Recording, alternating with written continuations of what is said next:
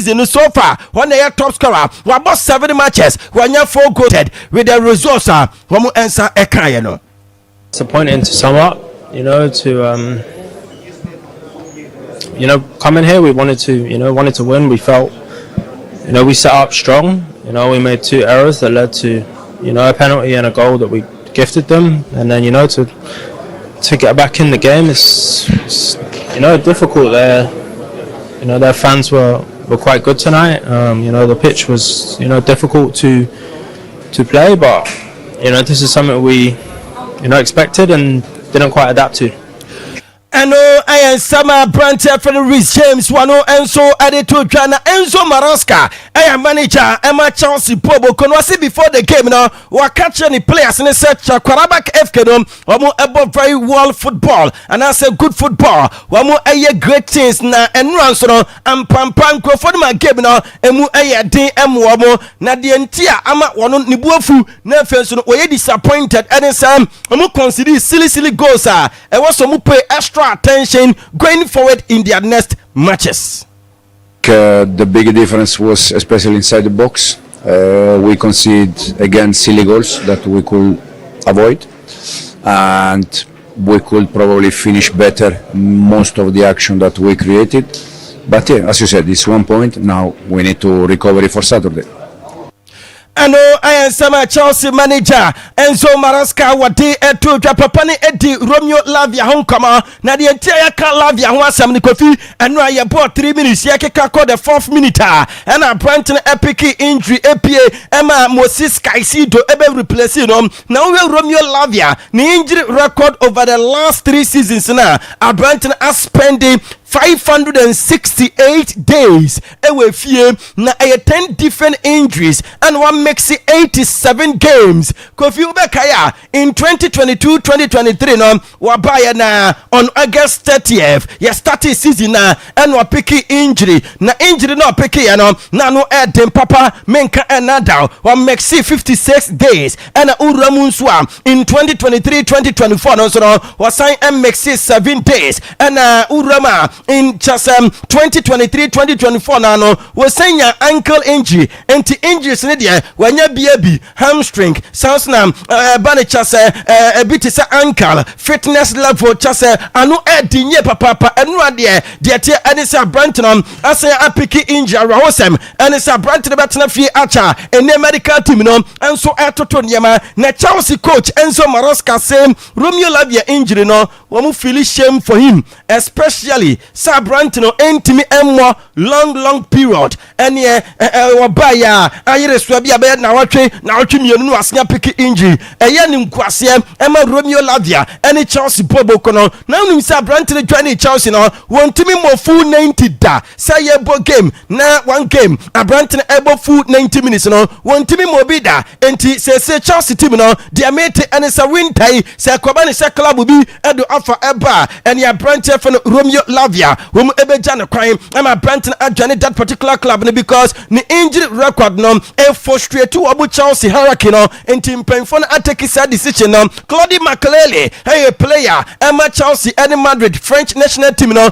emre bi atwamu and enro waiting come after Chelsea won game won ebo 2-2 no mbisa ne say no help ball at Chelsea for Ebona won betimi a challenge for the Champions League and was say ane won betimi a challenge for the Champions League we are boy USA in the FIFA Club World Cup, especially the final game against Paris Saint-Germain. So I'm to say yeah, Chelsea team no bet me a challenge for the Champions League. Na also saving kwa proment me anjia quarter finals or semi final there. When bet me a draw no bisa ne say Chelsea and me anjia teams ben and no choose so say when we favorite to win the Champions League and was no the top 3 teams are when we favorite to win the Champions League no Arsenal, Real Madrid and no Paris Saint-Germain na Chelsea ebe a surprising team and no Sama Claude Makelele what the air to Chelsea owners no led by Papa ni di any Todd Bolly Kofi and no pay their mate and it's after some wamo ato Strasbourg our France no wama sia Ramu our Brazil wamu so munya Santos obope into a chance and in pain for 18 comma their mate and it's anyawa say the Blue Co led by Todd Bolly mo ebe kwa for Brazilian club Santos na afei wɔn aba bɛyɛ owners ɛde ama Santos team no Ajax Amsterdam in the UEFA Champions League ɛnu wɔn nso ɛtena fie ama Galatasaray ɛkɔbɔ mu ɛka mmiɛnsa wɔn Ajax team no wɔn ɛntimi ɛnti Victor Osimhen ɛna bɔɔ saa 3 goals ne nyinaa on the 59th minute start first goal ɛna on the 66th minute wɔnya penalty ɛbɔ the second goal 78th minute wɔnya penalty ɛbɔ the third goal na wei ɛyɛ 3 straight wins in the UEFA Champions League for Galatasaray team no na Galatasaray aba bɛyɛ the first Turkish team to beat Ajax Amsterdam ɛwɔ kyɛsɛ Netherlands abɔnten so na ɛno a supporters a wɔn ɛfiri Turkey ɛwura mu ɛwɔ Amsterdam Netherlands no after the game anigye no na ano ɛdɛn.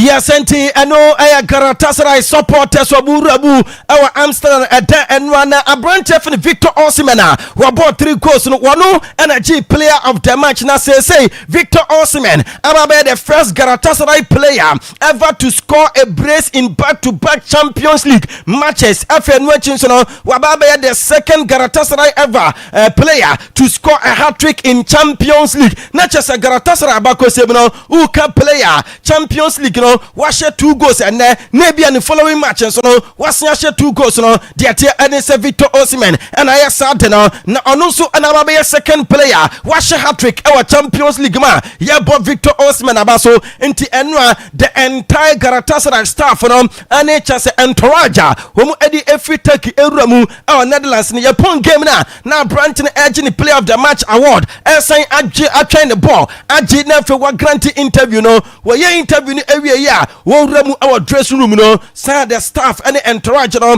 enso aye chase God of honor our town numa wo mo twen sempo no wo mo ebe congratulate Abrantani Dean and Victor Osimhen.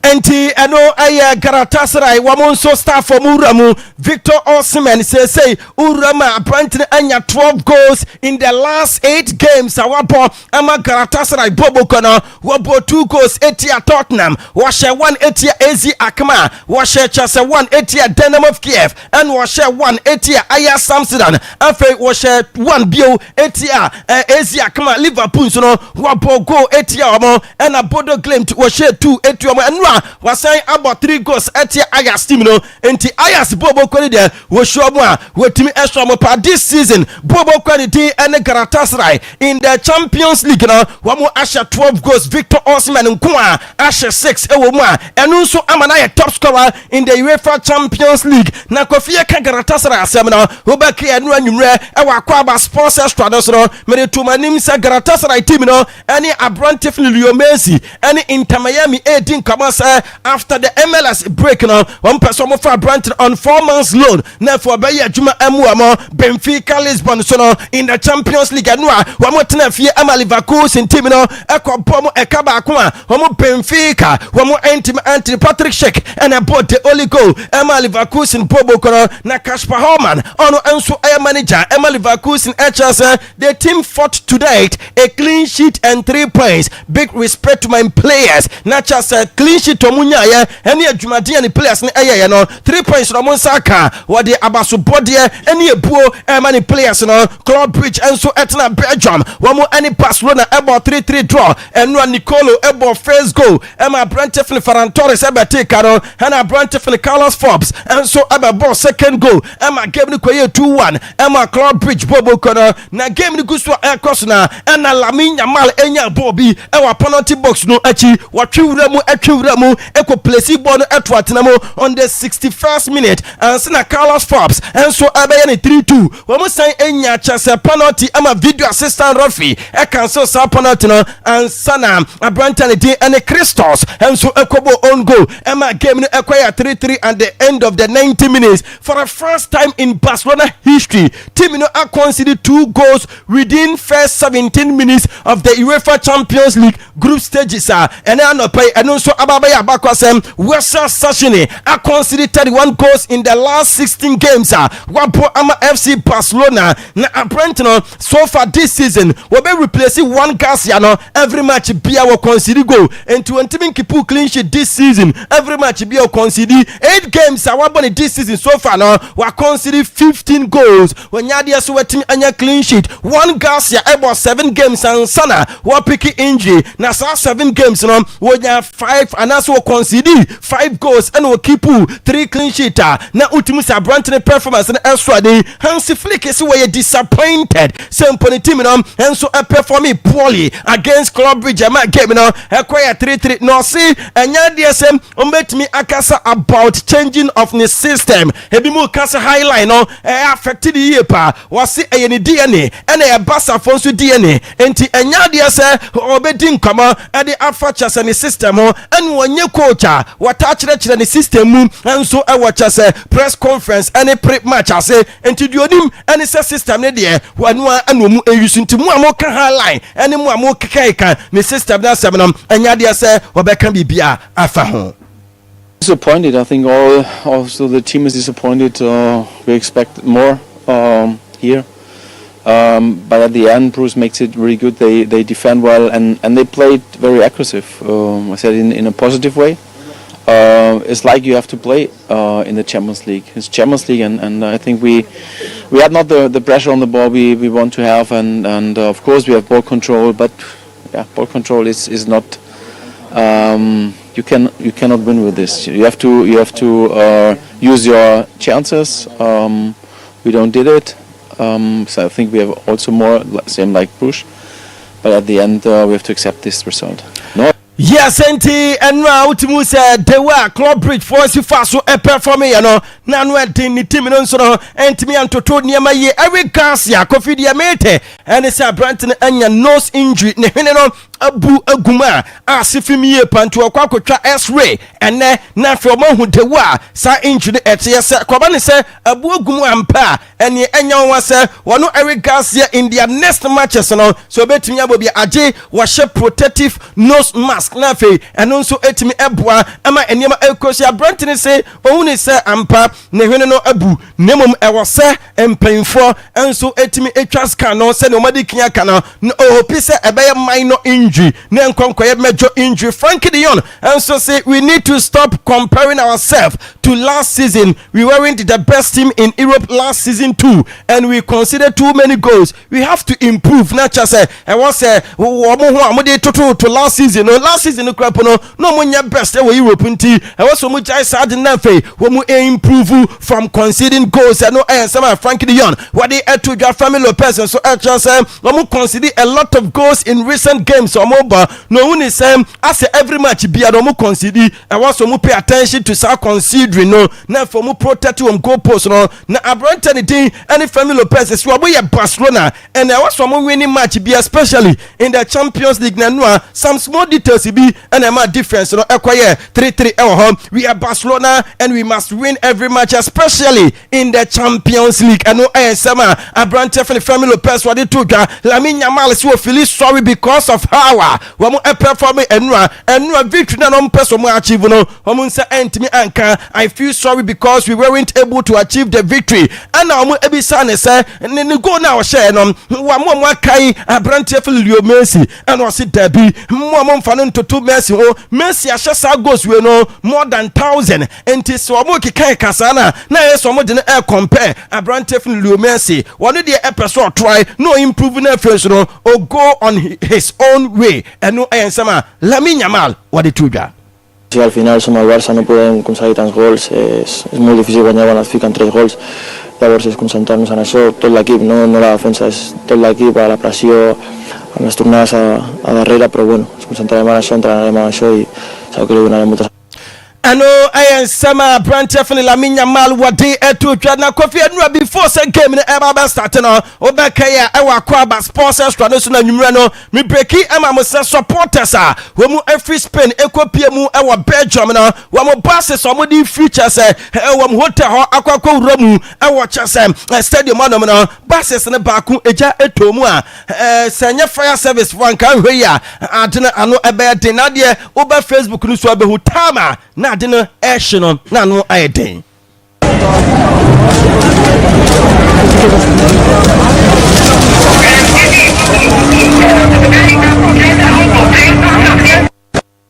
ano aye de ekoso ehonoma enano pai ya de nyina enso eba mo na unim se team no akwakodru Barcelona kromo na eyase enem uruma papa ne din ene Hansi Flick amo mo day off mo kwakwa rest nemum ahead of form ni Celta Vigo game no wo mo be training nyankopon nya aduma ochina e was Spotify company enu na ba beto dwa se e open door training na mo ton ticket e de ama supporters over 23,000 ticket ni nyina enso Inter Milan team now and we need 2-1 Etia Karat Amate Lautaro Martinez Ebogo Emma Branchef and Arat Ebeteka Emma Gabriel Kwaye 1-1 on the 55th and Sana Carlos Augusto Kwaye 2-1 Emma Inter team now what one a G player of the match Carlos Augusto na dia tie de Stefan de Vrij Ebedin come say omo ya dia so matimi and winning game now important win emwo e was so mo trust say ya no mo pick points now both domestically and first no European football especially in the Champions League. Federico Di Marco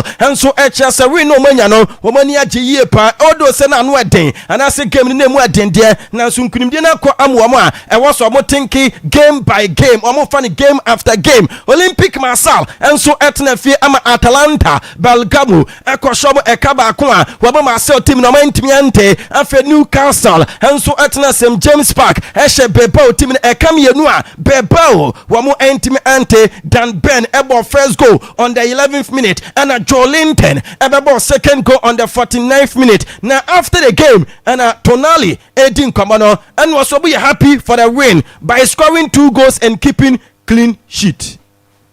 Can score. You don't need to concede the goal tonight. We can see maybe 3-4 shots in 90 minutes. So this is so important for the confidence for our keeper, for our defense, and we are happy. The clean sheet, like you mentioned there, one of the most pleasing aspects of tonight, I imagine, because that's 3 in a row in the Champions League and it's put you in a good position. Yeah, in the Champions League the goal difference is so important, and we play for don't concede the goal, we play for score a goal, and tonight we play very well in attack, in defense, in midfield, the keeper as well. So and every player deserves this win tonight, every player, every member of the staff and the gaffer.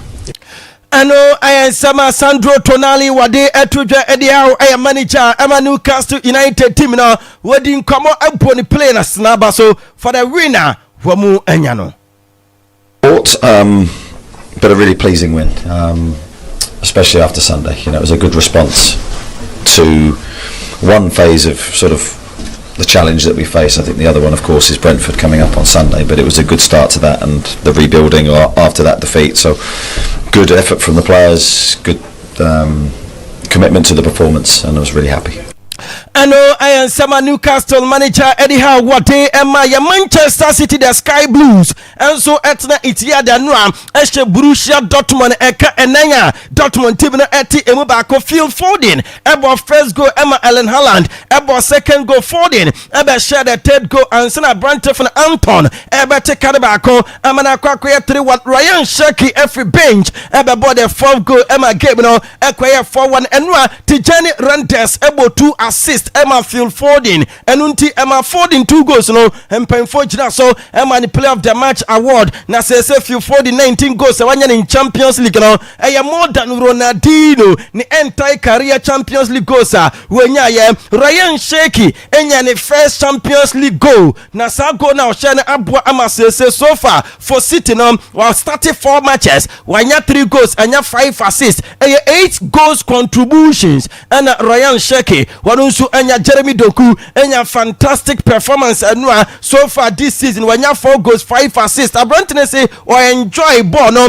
ɛwɔ City ofili sesto na no obetumi improve ɛwɔ the final passes NFL so in front of the goal no na ɛno no performance na was through year going forward no we ready mu say in their next matches ne beko say ya amu wo Erling Haaland say wababa the first player in the history to score in 5 consecutive UEFA Champions League games for 3 different clubs. Senior Wabo game Emma Abia Accra House of Folk our Champions League no wa share matches makumaku enum ebia twatwa so wo share goal na ebia wo free wonom ekoko piemu obrekum Chelsea na hwanso no Champions League no matches etwa so enum na no so wa share saa wo free wonom ko piemu ewo ebia Adriana Stars na chese matches enum etwa so no eno so wa yesa ono nko na ye player asase we so no our Champions League no wetimi ayasa at the age of 25 eno and Pep Guardiola say anytime be obeko post match interview na so obeko conference ase no odi nkoma Erling Haaland records no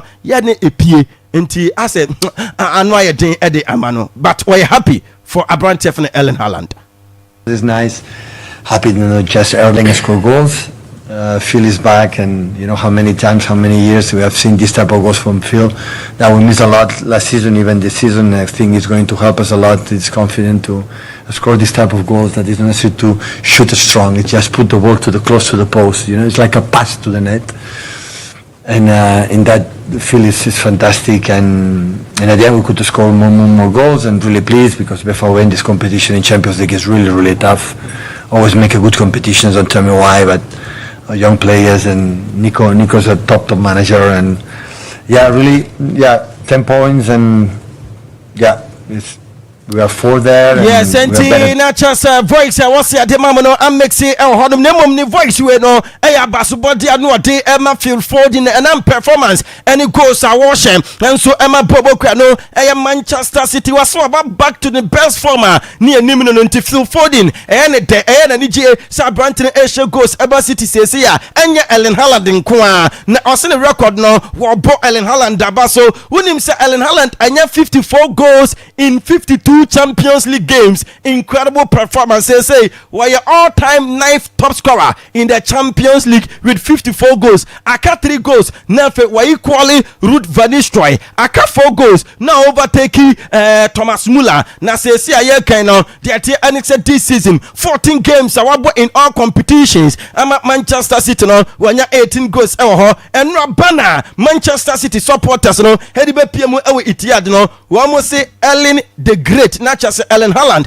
and omo ebo na baso say Abrante no e greater ene anopa yedi nyina enso ema mo say urama Champions League no top scorer e Abrante fene Victor Osimhen wa bo 6 goals e hodoma dodo na ebo na baso Erling Haaland asha 5 and Harry Kane enso asha 5 e hodom na wo standings na say and ete Bayern Munich edi kan 12 points plus 11 goals 100% record Bayern Munich edi kan no Arsenal etosu mienu 12 points plus 11 goals. Inter Milan and so etosumiensa 12 points plus 10. These are the only 3 teams our 100% record in the UEFA Champions League. After Manchester City when we are undefeated we win 3 and we draw back into tosu 9 10 points plus 7 PSG and so etosu enum we was 9 points plus 9 Newcastle etosu ensia 9 points plus 8 Madrid etosu enso 9 points plus 6 Liverpool etosu enwatwe 9 points plus 5 in Kaya Champions League no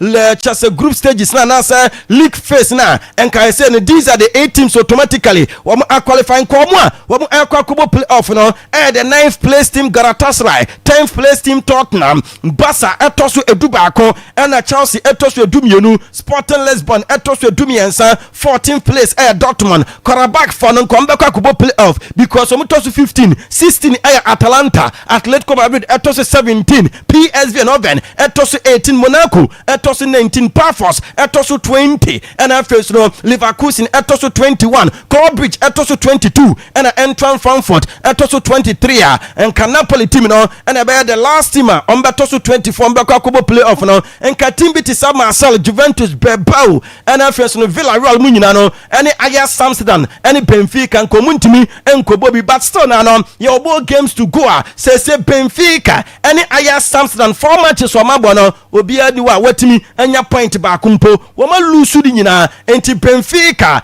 ɛwɔ wɔn ni point bia minus 6 goals ɛna Ajax enso any point bia minus 16 goals ɛwɔ hɔ no ma ɛna no pai yɛde ne nyina ɛma mu ɛwɔ Akwaaba 98.1 so na Europa League any Conference League games ɛbɛkɔ so Basel any Star Bucharesti Dynamo Kiev any anase Dynamo Zagreb wɔn any Celta Vigo Midtjylland any Celtic Utrecht any FC Porto FK Kravna Zubda ɛbɛtwa Metropole Mamo FF any Panathinaikos Nanfe OGC Nice any Freiburg Akwaaba Red Bull Salzburg any Go Ahead Eagles Stormgrass any Nottingham Forest sa games ni nyina ɛkɔ so 5:45 8 p.m. no Aston Villa any Maccabi Tel Aviv Bologna any Brand team no and Braga any Genk enso ɛbɛbɔ Ferencvaros any Ludogorets Razgrad Port Thessaloniki any Young Boys Rangers any Roma Real Betis any Lyon Stuttgart any Feyenoord ansana Victoria Plzen any Fenerbahce yes papa bona na atene kasa me no ni nsem wode asi Hussein etnase na enkyeremu no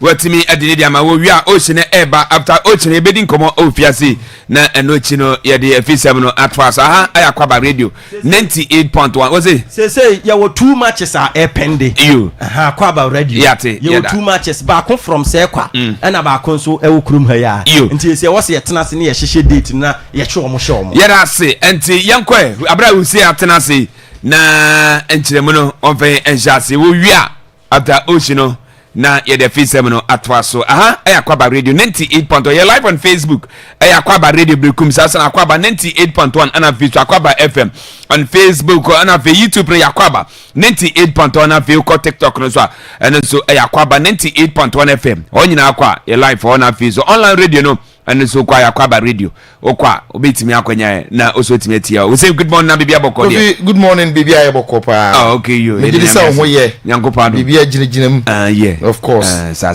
yaba you yeah live sa I was social media nyina of course you YouTube Akwaaba radio yes brekum oba na wa she na des ne so atimi enjoy anya biahwe you ene ma yenti we emuda yewom okay muda and yen shen komo straight away okay. Na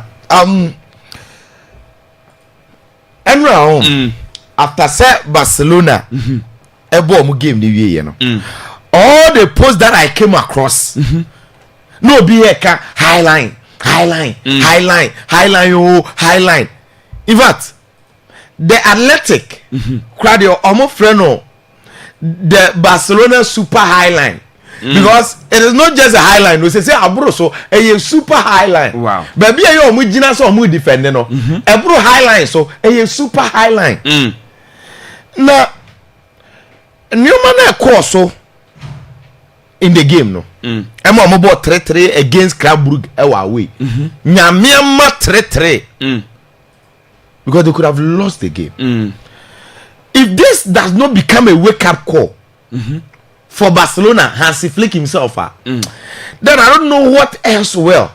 I mean, Nima the Crobium say he be the wake up call for this very coach. Okay. We've never said onja in the highline no. But you need to adjust. Maybe more a lot of indicators that it means say coach enjoy say and no and the be na hwe okay.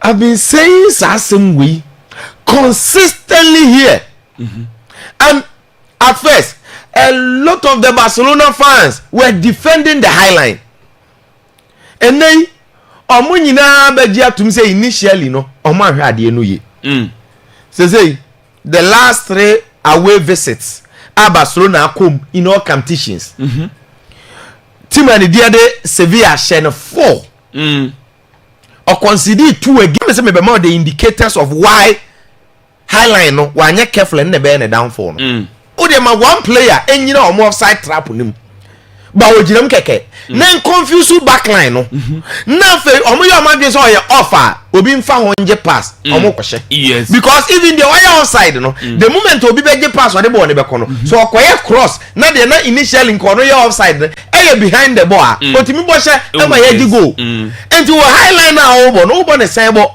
again materials na kura hansi flick no enye wo system na ye highline no me say me be yi obi anu mako munya botre de di kan Barcelona pattern of goals no right one person me am de manim e kire mti fa meto so say no mo concede no so unya bobo no ma e bia e da wide say ya because highline na ka kire ni nti nipa ne fa ball no a no de nam nchen wa na obi nam soro okay no ba nti uye cross ni twam say no wabo panyan na dem from Newcastle game no Sami kaza asem no omo de te baako but baako na yi shefa ho sa Anthony Gordon se den wan ho amfa ho a enke bi anka ba sa anwene o kai se Olympiacos 6-1 no me be catch o se at 2-1 no Olympiacos bo ne che so metima ateka na heze kodi sa red card no yellow card mienu na Barcelona be share 6-1 India no kra no at 11-11 na nya ahongono so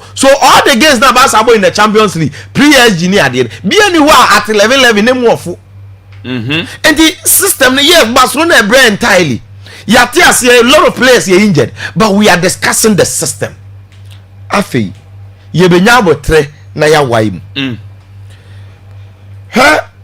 the ba say ye ni say no at this moment among all the top teams in Europe they are the most easiest team to play against. Because Amubo na our pattern. Just give the ball to Barcelona.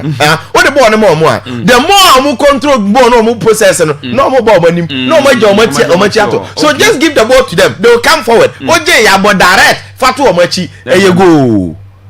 What I say? O dia fa ball no more. Mame ball possession na me ka se mincho. 7 times yes ade we ha. Unim say as at time one no Club Brugge have only 67 passes. Na Barcelona abo over 200 and something passes no. Na Club Brugge at the 67 passes lead Barcelona 2-1.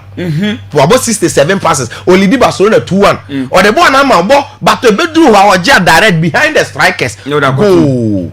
But Madrid neighbors are nyesa. Or the ball na Barca bo o boy ya oje ya no ball behind the strikers Mbappe for America go near GB offside. Now against Sevilla ball no okay boy no dey say Iko Adams omo gina chi o dey fa ball no bra o buy wani mo je ya no ma bo ato akire America no we ya cross atwam panyan. Now enra game ni nyina ball possession Barcelona was 76%. Club Brugge about 24%. About 24% Kofi obi about 24% no. Big chances o creative is in Barcelona. Big chances of creative 5, Barcelona creative 4. And it should tell you say Barca even though omo ekuta ball no, but then omo ye porous because opponent need to nya big chances. Omo je chire wa to ho be de won nya big chance. Afei yenko hwe de course wo park ne so aha na me pese obi ya hwe bi no. Die di kan oh, they say the athletic force Barcelona highline. Any highline keko. A super highline. Now super highline no say net here. Okay, what would the famous picture now air trendy of Barcelona highline there? We Mundo Deportivo ne twa line ne kwana sa anya me okay. Omo ne twa kwana no. Say Barcelona highline na is almost set no. Kofi e bi akam. Yeah.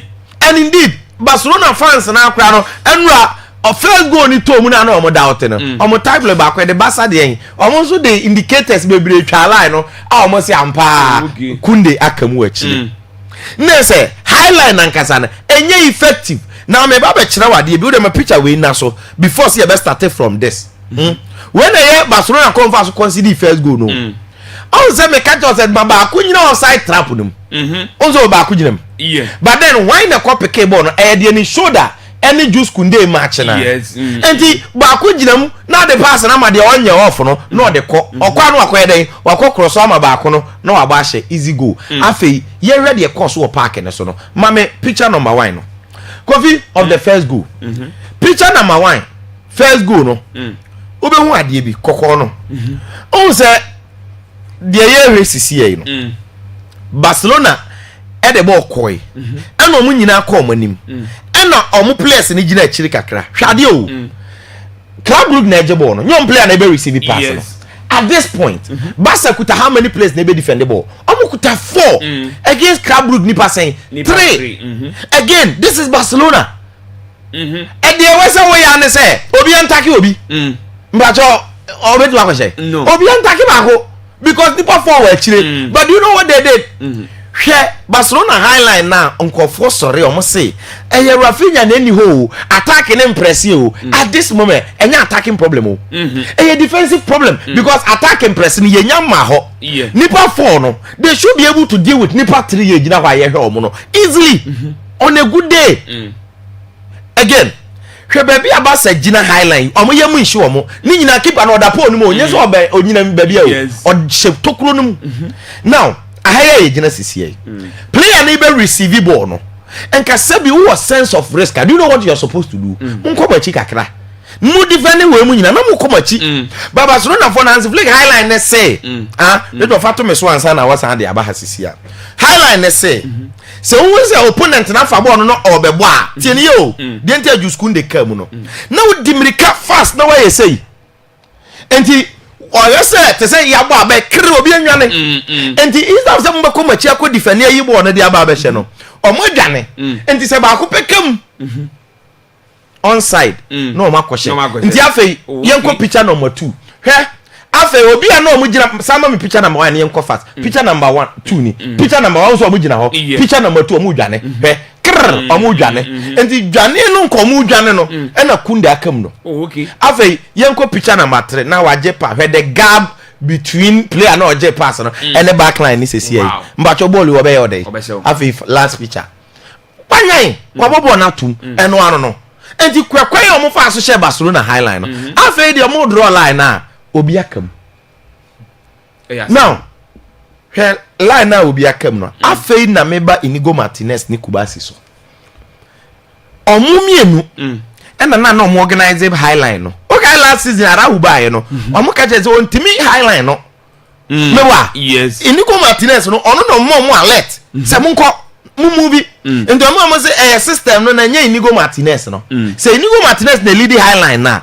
at least almost set it off now he's the last commandant only be making sure say the line is in shape and then there's organized because there's no leader at the back and the men no menjin tumda me say as make am be complete I was the first person Kofi me you're very disappointed now yen kokko am fa social almost second goal no Barcelona and trefle second goal Barca me say wo de ball ne mo o me ball mani mo enti o mo de ball na ma Barca e ball mani no o ma kokam na ball na o mo ball he Kubasi nkwa na the last person a ogina center eno kwa na onyina center o onze am na kunde mu ni ba de mu dimri keba o mu nyina na o mu opponent half enti ball ne tekam na nkofo na build ba ena o mu dimri keba ena ball ne kodi the original referee na nim no ena o ball pass course ro enti o ball pass course with the intent say player na je ball no a o makam no abo ato na chi enti time o ball pass o picture ne ebo say watene ne nsa hwade say on fa pass ne nhye ba bi audition at this very moment man pass no ni nyina so de bia Barcelona ka achiri mbajo omo nka achiri me ti ko he goals omo de ahye Barcelona the same pattern omo ka achiri ni nyina so hwade yenko back na nsa na ya ba we sisi ye rich ya me shira aha nyina keeper ne she tokuro ni mo o she pro ni mo na highline nso kama mama ni no ese bunya sweeper keeper obeba nanim kakra endinka ball ne tomachi amame second one number 2 no so ka ball ne aha se ya keeper ne ready danger ne bibia no ka bia wogina ayi 18 nanim kakra bi ana se wo 18 nim enti pass ne ba ne ade nyina defenders na yayi no no so per position enti so betima be clear no wa clear keeper no player ne the ball na ba man picture number 4 no or the ball na fa ha be duru ha keep an onje bonum ma cha boy obe ya oden ma sa kwan na no mo de share Barcelona miensa eduru ba bi nke koye nnan ni ade enti look there was one picture bi in fact I know so trendy see all the pictures the original center line so na no I think that was the final goal picture we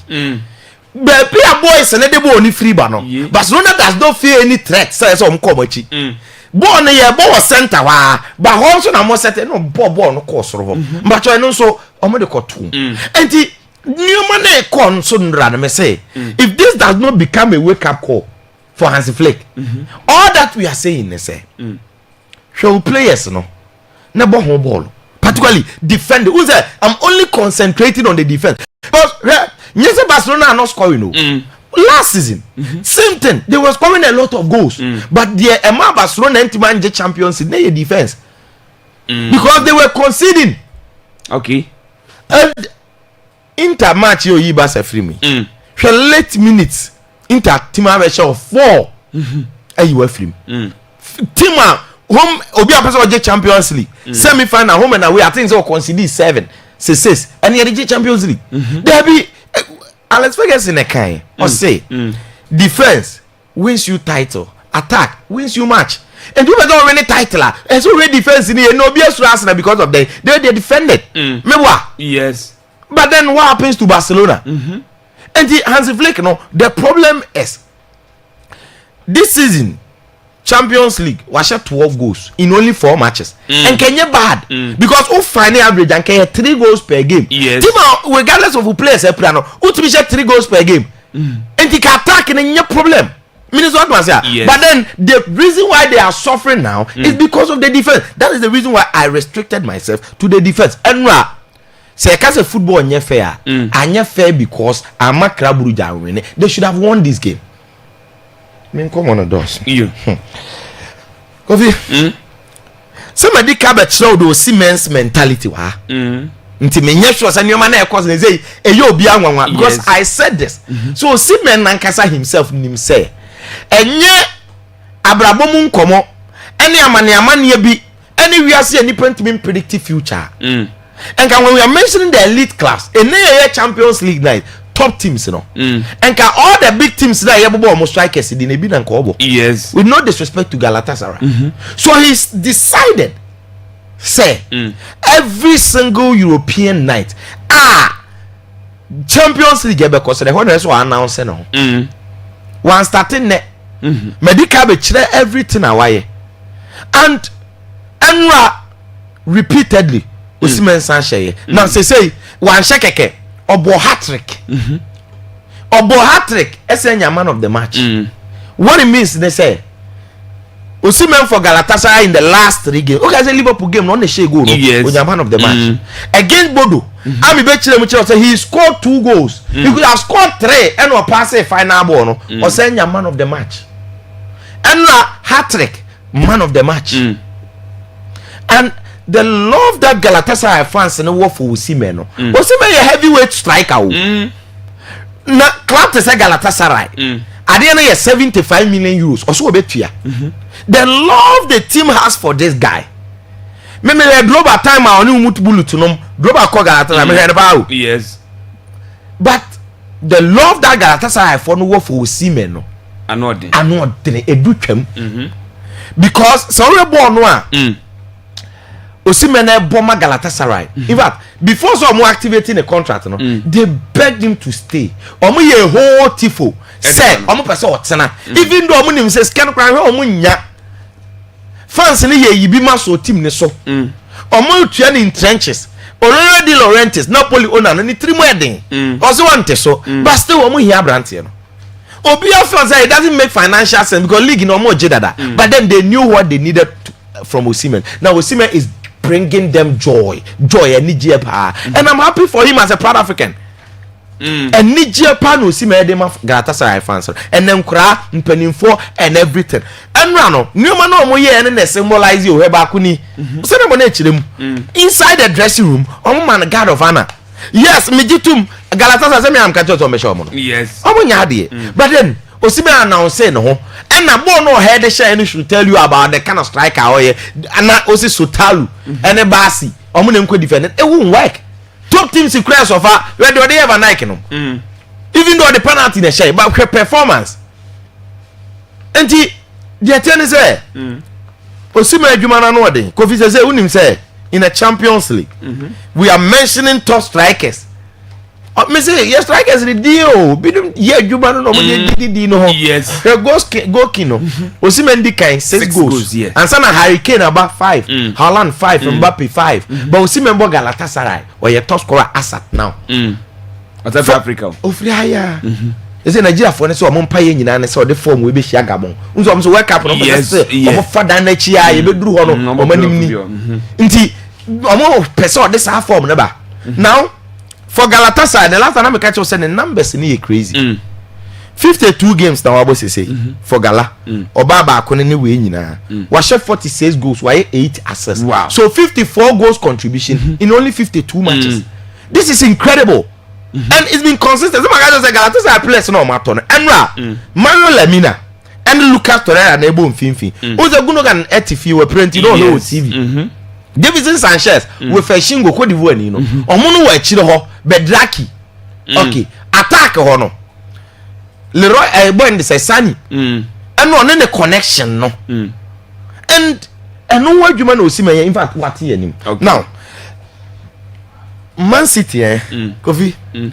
Man City set on their A game their best performance and say oh yeah Pep Guardiola you will be the most happiest person to see Man City playing the way they did now a lot of things in the course in this City game it is not just about the scoreline I catch was a Man City better Dortmund and I'm say when it comes to European pedigree ne character Dortmund Man City says oh man build yes because I'm at the Champions League yes I'm about final ni be lusu Dortmund so yeah 1-2 teams is in over him now they are playing in front of their fans and normal team no form na eba I spoke about Haaland to score and he did it talks about the form Haaland in the box the oh yeah then abo ni be locate no obe count but then and the reason why I'm saying so yeah Pep Guardiola you will be the most happiest person they say okay the Man City so far this season particularly from last season maybe can't say me chirem wa I mean omo kai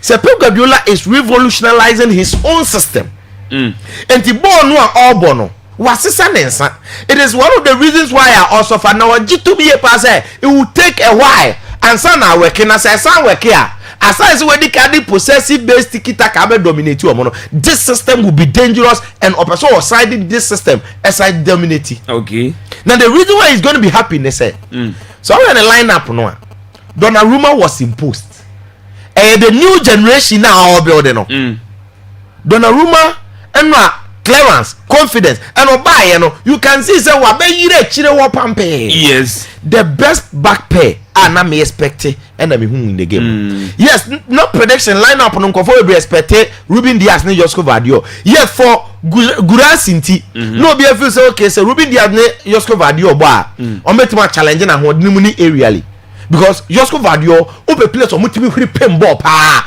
on kan okay ni position kay center back but ono no oye utility player but no oboni John Stones meaning say Ruben Josko Vadio ni defend wo wiem o clear from ball na John Stones so e deliver passes o progress oboni ko O'Reilly new generation o sign ball Abrante the dear Tijani Reinders who scored who assisted twice yeah now the new generation no new players na all dey born man can say ko started Doku and he started Doku Savino the new generation Ryan Sheki scored now maka same way da hana me nim some kaya me catch him say o person the new generation no Foden ne Haaland ne lay the face Foden Haaland omo and on person omo ye the face because omo age bracket no and the no we a pure academy boy and Haaland ye little striker when you in the team and the De Bruyne Aguero combination and on person create no and so ye Pep Guardiola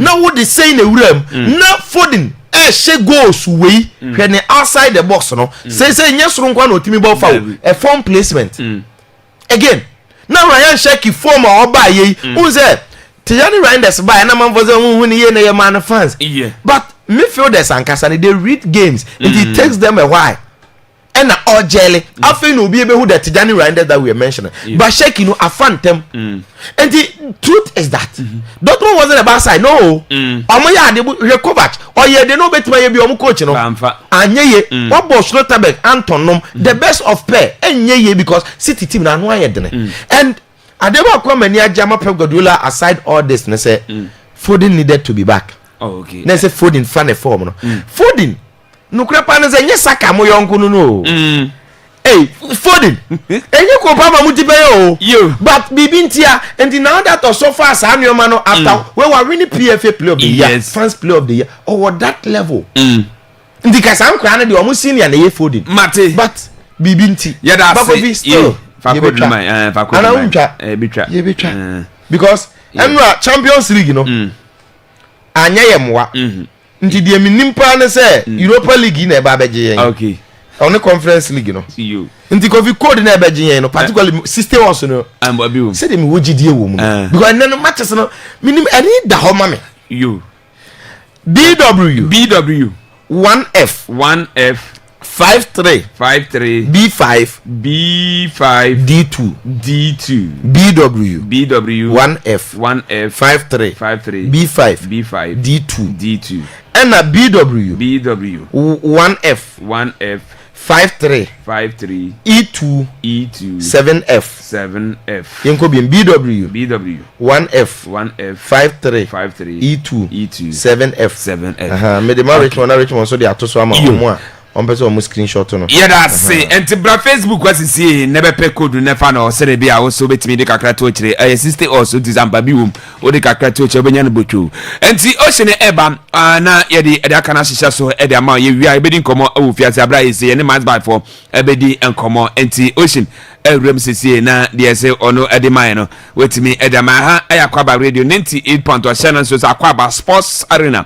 na no pi ye de ema no nduba ye page mu de free to media so na nkomo bia kechiri bia bomadia etimi e de atwa so e de ama was a good morning to the prime team was say I wonder why Enzo Maresca allow her to pray 90 minutes so we don't need that guy in our match again. We from Nanaya Akroya Otibi Kuma so Oti will be one is only in the match in view or Motono Naway was say Anton Taylor is the worst referee in the world football was say he draw the match for FC Barcelona was say he is the man of the day match you yeah that's it Nanaya Akroya the message be or the Abba Ananopi yeah the amount yeah na yen twasum was say as a freak should change his what style in fact okay you was say friend Brandon I that say pass on up what do message you know Eddie Abba and so yetimi fro Eddie amount ocean na yeah na yen twaso na yen kwenim good morning bibi aboko there na page your phone side onya service ana oh me service Olumai bibi tago abia service.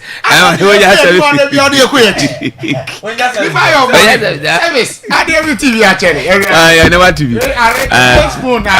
You. Space so. Space phone. More mood. Kofi ye ko eni man out there ko. Hey, my charge mine. Ajuma Central Market. Kimai. Ajuma Sabi Yabakodi. Na yencha Jingo. Mansa Jingo. Ajingo ma yencha no pi. Ajingo stele ma yencha na pi. E wo message. O ma yenidi. Master. Where are you? Master. Yencha come officer so yes. Yes, on va Akwaaba radio ni agbo.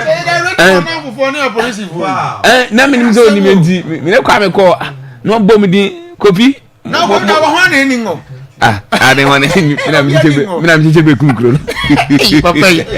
Because I said to you, I can hand my question. I can't say so much. Emergency, yeah. Not cry my movie. Oh, see, one fire Akwaaba Sports in the Betty and Sana be Akwaaba stations in us. 20 men check on officer. And I police folk room on your church. Yeah.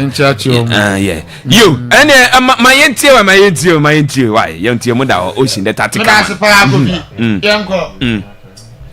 See, truth be told,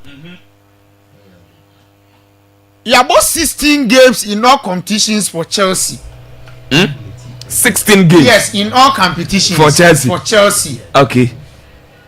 Chelsea performance after winning the Club World Cup on the average. That's how we are fan now. It's for you to accept the reality. Samum. Yes, because we are fan there. As a bias in the flow any. Oh, okay. But so the Chelsea team to send you now analyze it Chelsea Bobo Kona average performance. Okay. And a modern after winning the Club World Cup no. And against quarterback. Kofi. Yeah. Chelsea performance against Akwaaba, you know, they were even fortunate not to lose the game. It was a game, not just in deserve so 1 point to cry they are returning to England. Number nenye. Cry. Even Akwaaba create clear cut opportunities here. Nenga mo yenye 3-2. Who kakra. Nka Chelsea ji nkugo ne buy. From Azerbaijan. Yes. England. I don't want to attribute Chelsea poor performance to distance no mo cover you know.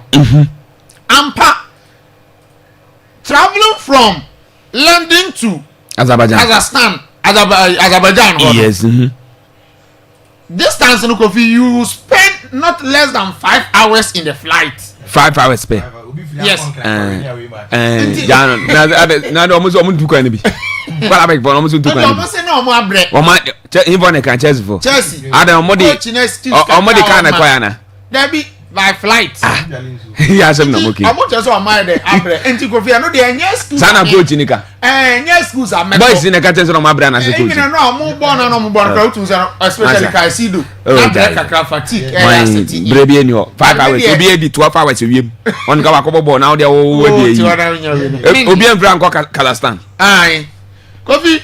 Oni say no ya kase. Uko table no so Chelsea ne Akwaaba now the same point. What say better 7-7. What say better because kwan. After 4 games. Chelsea was 7 points. Akwaaba was 7 points. And after 4 games so we are a club like Chelsea. And that Kalale consult to my football lead and a dad a bally. Mobile fire. I'm leady. Because Chelsea has spent over 1.2 billion euros. Okay. Now in the Champions League. For so many seasons, all returning up back Champions League. Then they only Akwaaba after 4 games more the same number of points there.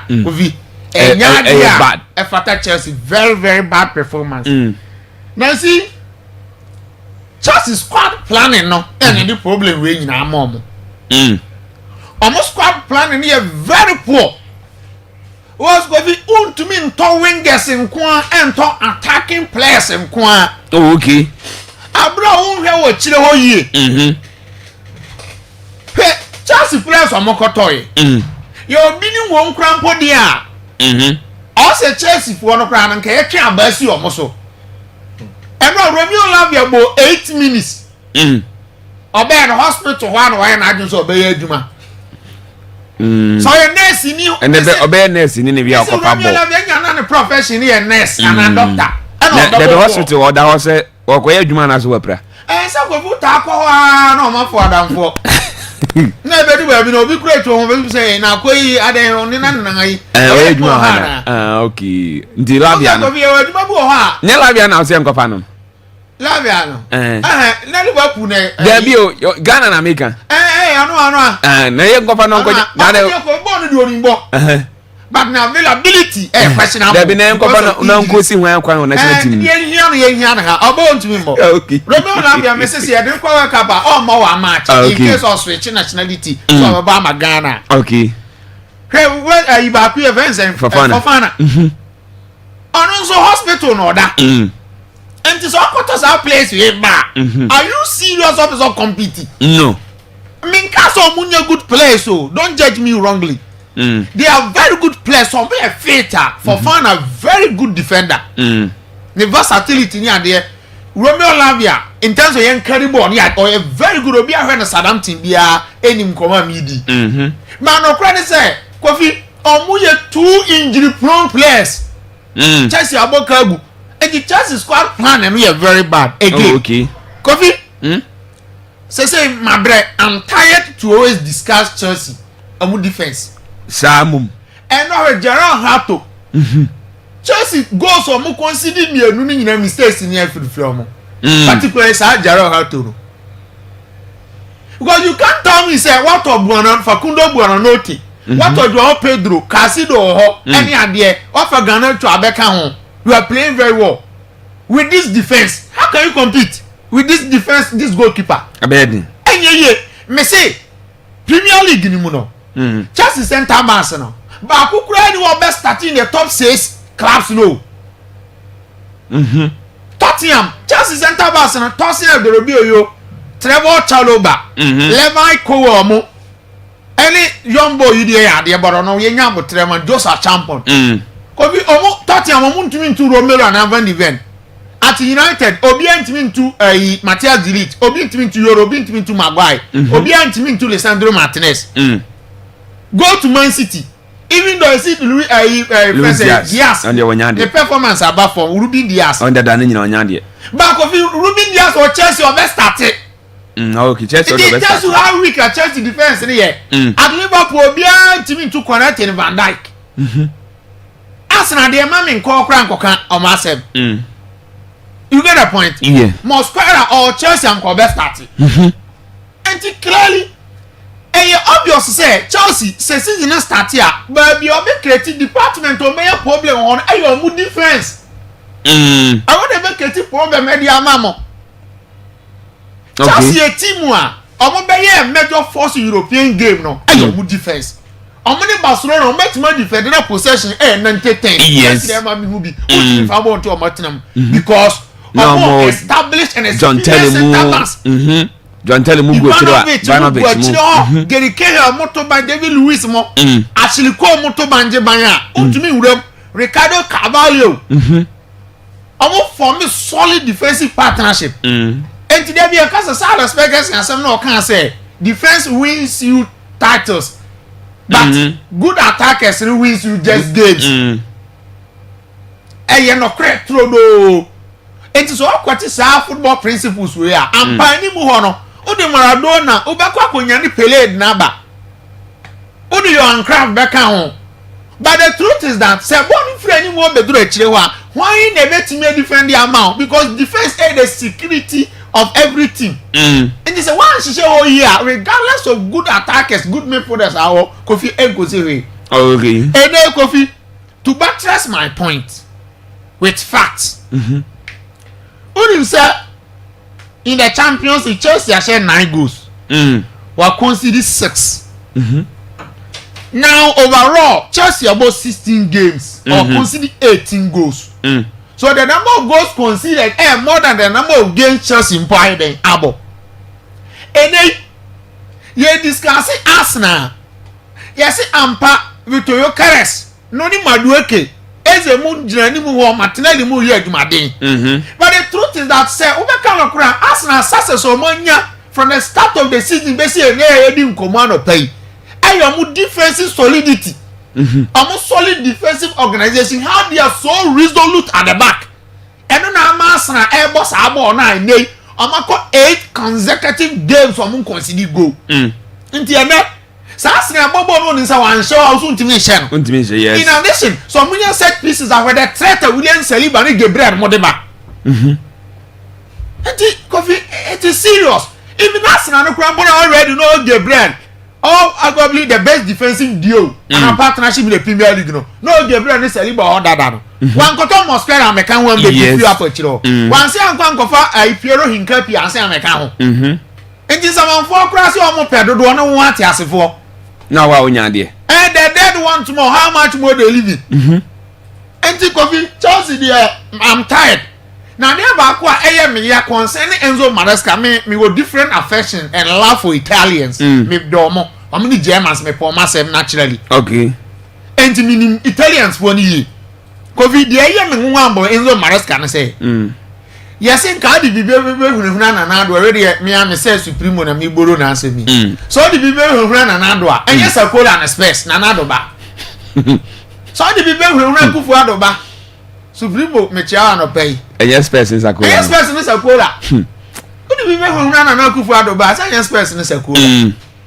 enti wanya bibi kura Italian coach enye bibi amount de Kofi ni defensive solidity de o you want Catalan so no free na buy Italy Italian defense no nye ho and the Italian coach is o ba team anya hwe de defensive solidity de also mo de ma but the anti Maresca anti me fa ma ublemu na nye ne say in terms of personnel and profile Chelsea ni player papa bia o defense wo central defense wow makase full backs ni de Chelsea ni problem Kukuya na James ni de perfect solid but central defense the heart of defense no one a problem here then ewo Okay. The Chelsea go here now. What a disappointing result. Very disappointing result. Oma Bobia, who call up a quaint match was in Manchester United.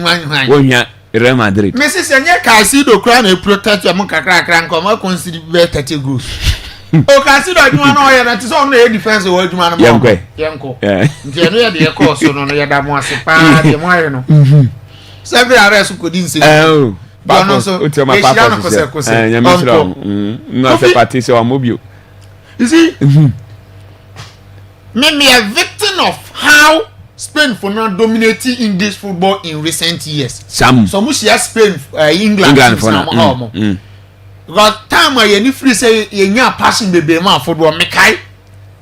Barcelona the Champions League me free. Manchester United self. Deny am ya. Oh, okay. Enti it also say, e maybe na twam no. Spanish teams really dominating English teams, you know.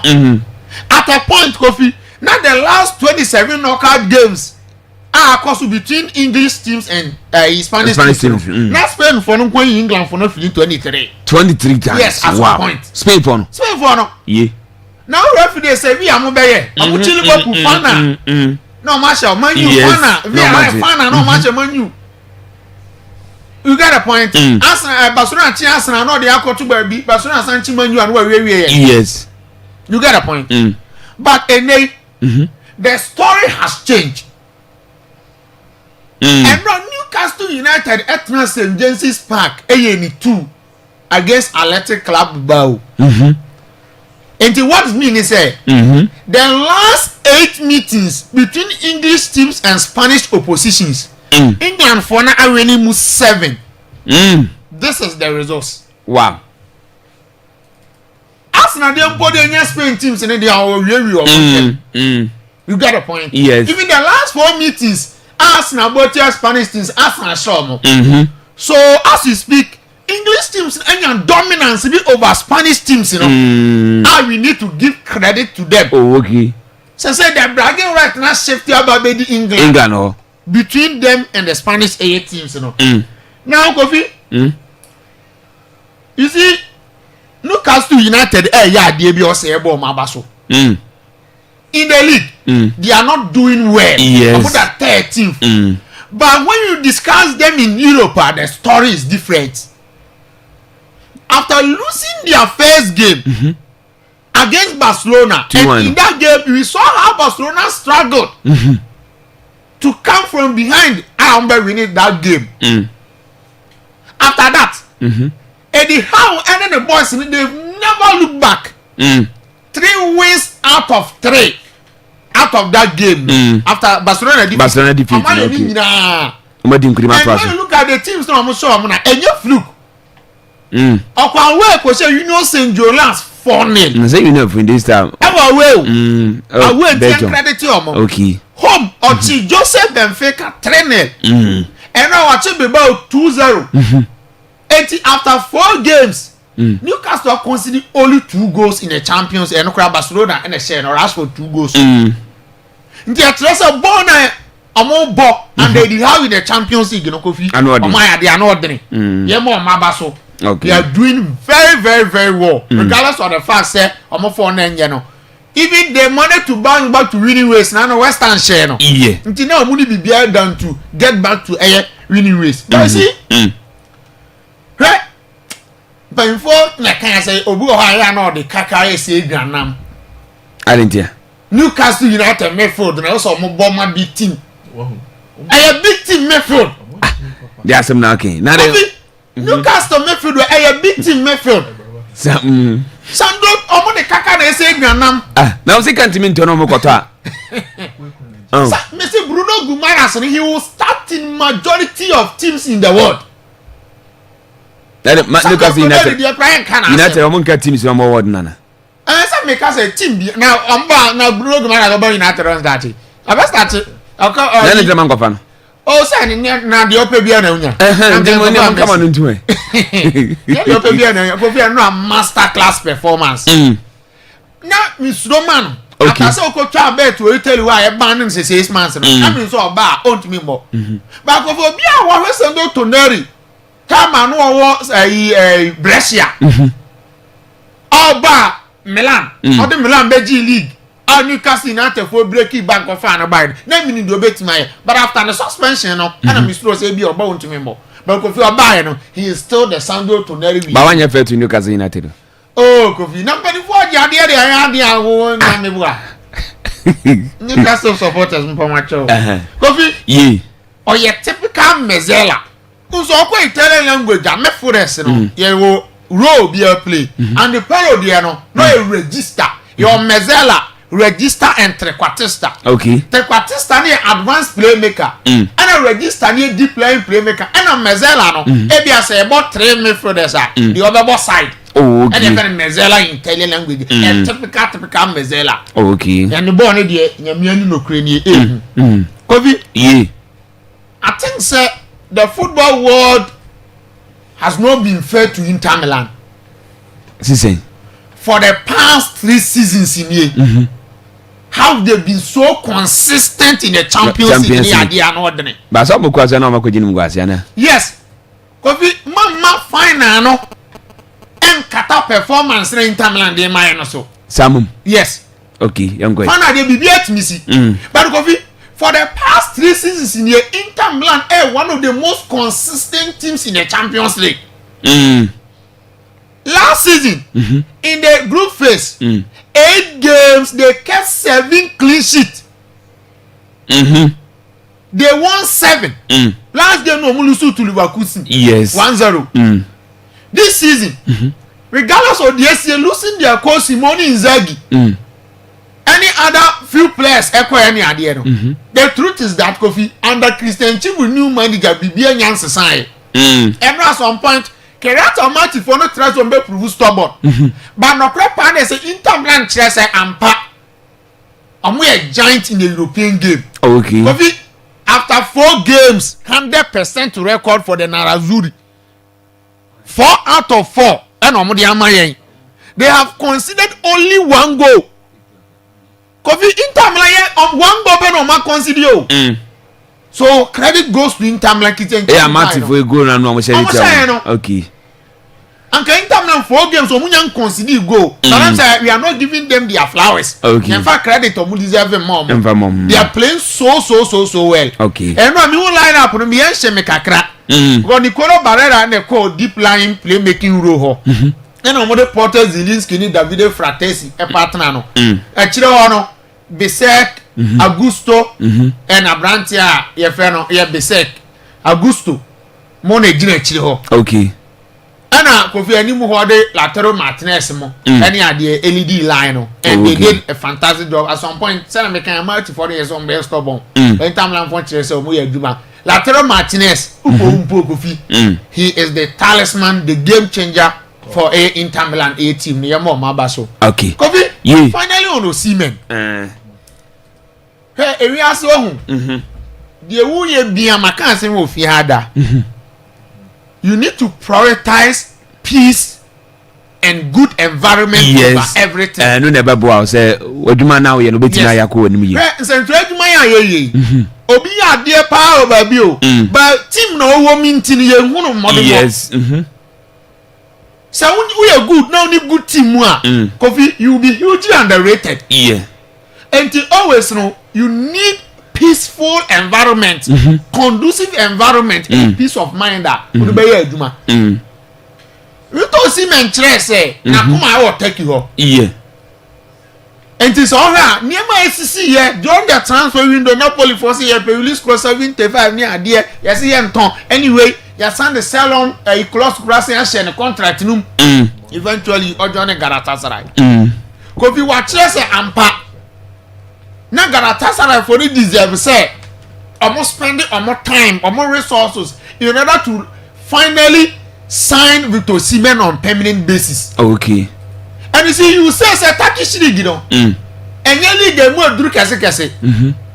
But regardless of that, ultimately fair no and from winning go Osimhen performance so. In Europe, he is proving his quality. And now about 3 goals away against Ajax.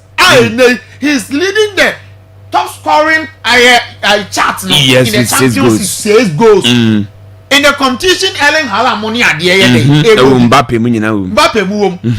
Yeah, man, Mbappe say one record. The highest Champions League scorer in the history of Nigeria, or breaking Obafemi Martins. And a record no. And go fi why adie. Yeah, man, Abaso. Alonso ye adwuma. City for so ye adwuma. Ye mo Guardiola so Abaso mo ye adwuma. Yeah, that's papa. Enti ye beko na ye ne match by for akodi enkomo omo say Fala Friday no. Ochina omo chache de. Achede ne ise omo chene 50% discount no. Omo de amount.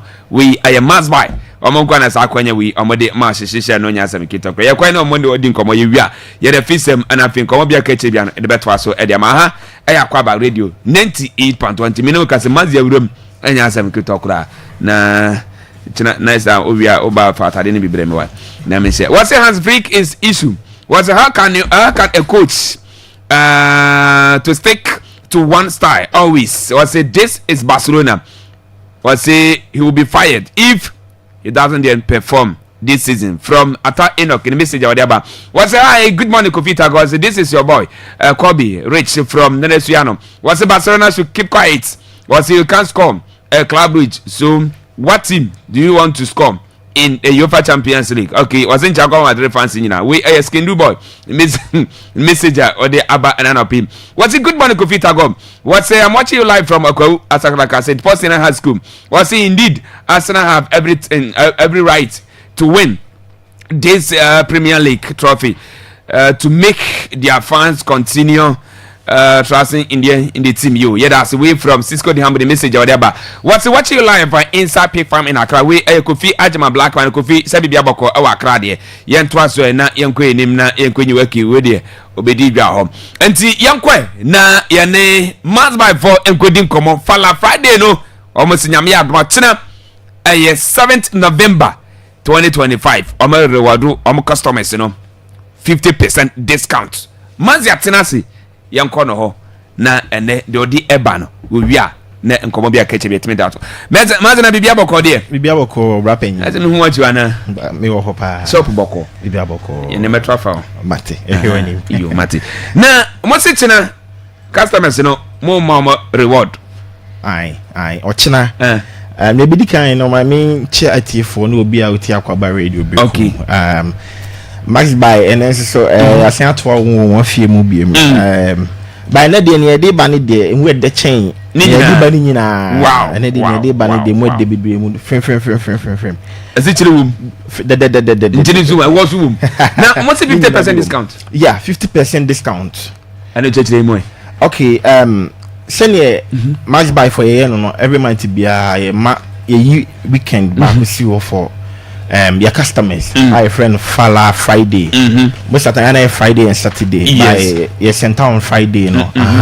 ti Fala Friday watching 7th November for November no yeah Fala Friday watching nyame adoma up to 50% discount discount nyama mbesa bobo so isi wala sini nyina kura yewo television yewo Cinex television or yewo IMAX television yewo air condition yewo Cinex yewo Shigo air condition yewo mobile phones yewo swallow maker the full machine you know yewo nusu bo yewo blender yewo kettle yewo bibia any appliance their fridges TCL fridges yewo nyina bi wo ti ochina no obi Max by bia kwakota di bia no you 50% discount and ni boni yes say say more 50% discount okay bit say for IMAX television which is satellite no currently the price near 1200 yet it's worth at 12 million yes okay ochina urura Max by Ghana limited Max by shop ni obekum na more 50% discount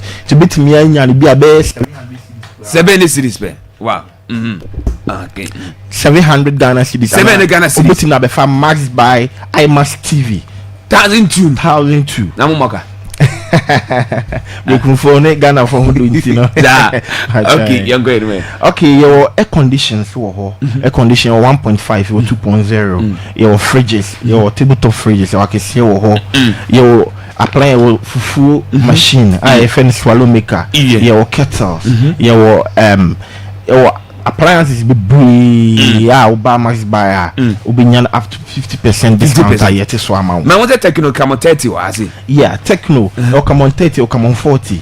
Come on 30 no currently price ni be 3,000 man. But China oba as cool as 2005 obinya come on. Yeah, so wow. If you see your Techno Spark 40 I be 1,950 and so oba with 1,389 crowd 1,004 crowd na obinya come on as Techno Spark 40 akwa ku use. Sir, and this I fall under the Ochina de so pound dia. Ochina and a Saturday. Okay. Almost here for Saturday. Saturday then come. Okay. No. But Ochina de start. And to Ochina bar Ura max buy a 50% discount to Binya. Sir. And no Nipa best and so akwanya say mass buy shop on bit me bra Ochina na discount on say. Ochina ubia to me ba. Ubia who hear television, who hear mobile phones, who hear appliances, who hear fridge. Uba max buyer, ubia bit me about Uba max buyer, ubinya 50%. 50% discount. Brand new. Wow. Yeah, the amount. What do coffee? Now what go use what? Now a trap away. Ochina Saturday pa. Oh, still na price is no for. But open for dia. Open 50% discount in there on Yami Admochina Ramax buy. I know Bekuman Kwana na Segana. Ghana by Bia Max buy branch Sunyane, Oba Sunyane, so we are the same thing over Bia the whole Ghana. Sir, 50% discount across the country. Debut. Now, when you find is Monesika is a Model Business Company. I would say, a human dear, I saw Jane or customers on it from a pese or Mobina, Ubiokita, Sikano. If I don't know here, scan ends from. And you know, your mouth the best shopping experience. If you are bar or price, Sikana, I don't know about Beton or Sikana and so on. You have more 50% discount. Yeah, the amount. Okay, not easy buy or I know that discount here be easy buy. I can't be honest. Discount here by prices in Obaswa. This Sunday easy buy for amount. Debut. Say TV. Yeah. But 1,500 Ghana cedis. Yeah. Now. What the man is 750 Ghana cedis are. What are the easy buy? You better sign open easy buy. If you crown 750 new crowd, we see can so on. You better my sign buy now pay little ni bi amount. I easy buy no what church and boss some amount. If you say beer nya bi o pay bia. We say beer nya appliances bi o. Sir, Fala Friday no so. You better sign easy buy. Easy buy count. Patron. Eh. Any yes say yentem na call. Watching is will be as on Bramax by will be here appliance mobile phone be there Bramax buy watching. Okay, and no sad Antonio Mambesa say as I can't be man say you ram almost shop why he says a bit me account it's better than this country. Okay, they say you can able boss no mobile phones you know Techno, your Infinix, your Itel, your Philips, your Samsung, a bar fridge in so your TCL fridge or a bar television so your IMAX or your Cinex, your 50 inches, your 43, your 32, your Nina be or phone no prices in range from the lowest to the highest. Nina bar price be a Santa so 50% discount. I see easy buy sign home. Na mama me hunde me musa mpombi me hunde me nya ibiem na ize ba na moye the previous one no say manfo no mudi omu ni kama de pa omu je omu tia ne breso kama ya isi mu chi so ma momre debi omu abichi omu ababichi omudi omu huni kama njize wo akonya say obitima akọ obiem na wa kodi huni a na no mama musa o 50% discount is somebody buy you see TV say 1,500 the man be 750 Ghana cedis na and bet can how many days and I said yeah make me try that can okay so we buy now pay later na you the man una be farm do pay you 3 months you 4 months 5 months 6 months 750 no so pa bet my chimbo so me we na bet ya to as ye the amount sa na boso me 3 months over 3 months we na wa holding be so boso me ensa and na enu mensia na ye the amount boso me do pay no na wo de chia okay but man come Brekum say mo che kwan fa na isi mo okay Brekum your shops na etu Brekum your main shop no opposite main station Country FM bro say man better bro say na so no ma Ajumpa Plaza say obi human buy and na your shop back so CBG Bank. CBG Bank. Oh, Biadan Station. Big Moon chain. Yes, multi credit asewa. Okay. To do a home max buy. Nti ho nyina sa fala promo na ekoso shops ni nyina. On the other brand so part for the no. Once you come America be. Ombra watching on we 50% discount. No. Sa. So be 8 years na sa team bi emfama obi ayi sa fene si what dey feeding net one say bi mo share o Facebook na se for no yenti Fala Friday ni. Okay, Fala Friday no. Nyame adoma ochina. Ura Max buy shop bia organ ha bia. Bekum ha. Two shops in Ura bia obenya up to 50% discount. My friend in the mega Fala Friday. Until bar appliances. Appliances. I am about. Me koji 43 inches bio. Wa kwaji 43 inches o mo de ma fala. Isa, ndo ba oda basha. Ya bidia dance come on. Oh, okay. Promo no koso. Come on. Ah, okay. Ndi brace no. O free dokunum na ise o za wuro mo mass buy ho. Ana o zo kwaji 43 inches. Ndi onya na say. Oh, Fala. Wow, wow, my idea, my Ndi Martina Okasa. Enti no, Ochina must buy shop beer or across the country. Sinyane, Omamu Sinyane Omuti, so meeting me we building no. Okay. Eh, true ni kwa no so no. If you could border, do any church ni kwa. So be nkum so. Be who must buy ho. Promotion be so cost ho no ma, 50% discount to kwa. Obenya bi ho no. Okay. Now okay, na de ka ba ka. Na mobile say kind mobile phone also discount also appliances TV fridges air condition swallow maker kettle blenders bibia be found on Max buy na mo turn that down oh yeah modernize bibia ba papa ni video mo se ba ku ma cancer na se mo de mo papa ni bibia ba inchi bia e be Max buy na yente obi e wo kwanta ne so obi pese bia o busa 1-2 bia okay ope chichemu bia e chen media ya obitima frɛ e wo 0544 01 9552 the sense is to be 0544 01 9552 afei so obitima san frɛ 024 187 48 ofe na besi bia chichemu bia wo bia de be ma eno ne ebrekum branch no number ku na se da bia 0544 no ye head office number by 024187 and my personal number. Oh, okay. And offer chichemu bia ne me pese hu bia no fry be ma chichemu bia ho bia. Okay. Me no be na so na se me nim de twa to na. Okay, obi ho no ma opese ontimi be o no e bia ontimi ma emeto your website so ho no ma okoho a obitimi oda no online. Okay. Your website ne www.maxbuy.com.gh. I think so. Your socials and so your Facebook maxbuy. Okay. On Facebook maxbuy. Or Instagram at shop maxbuy. Okay. And TikTok so at maxbuy Ghana. Oh, okay. Now that also on social media. Me social media. So bet we do na Nana Yaw the Michaelis. Nana Yaw the Michaelis. Okay, oh Facebook, TikTok and X. Okay. Yeah, that's nyame nshira. Nti na obomu mo why. Mate. Yeah, that's it. Nti Mass by for na oti amunkase ne edi enkoma no ayamazine no. Bomode sha no sisempo ene brekum. Obeda woni akopie mo mo shop ho.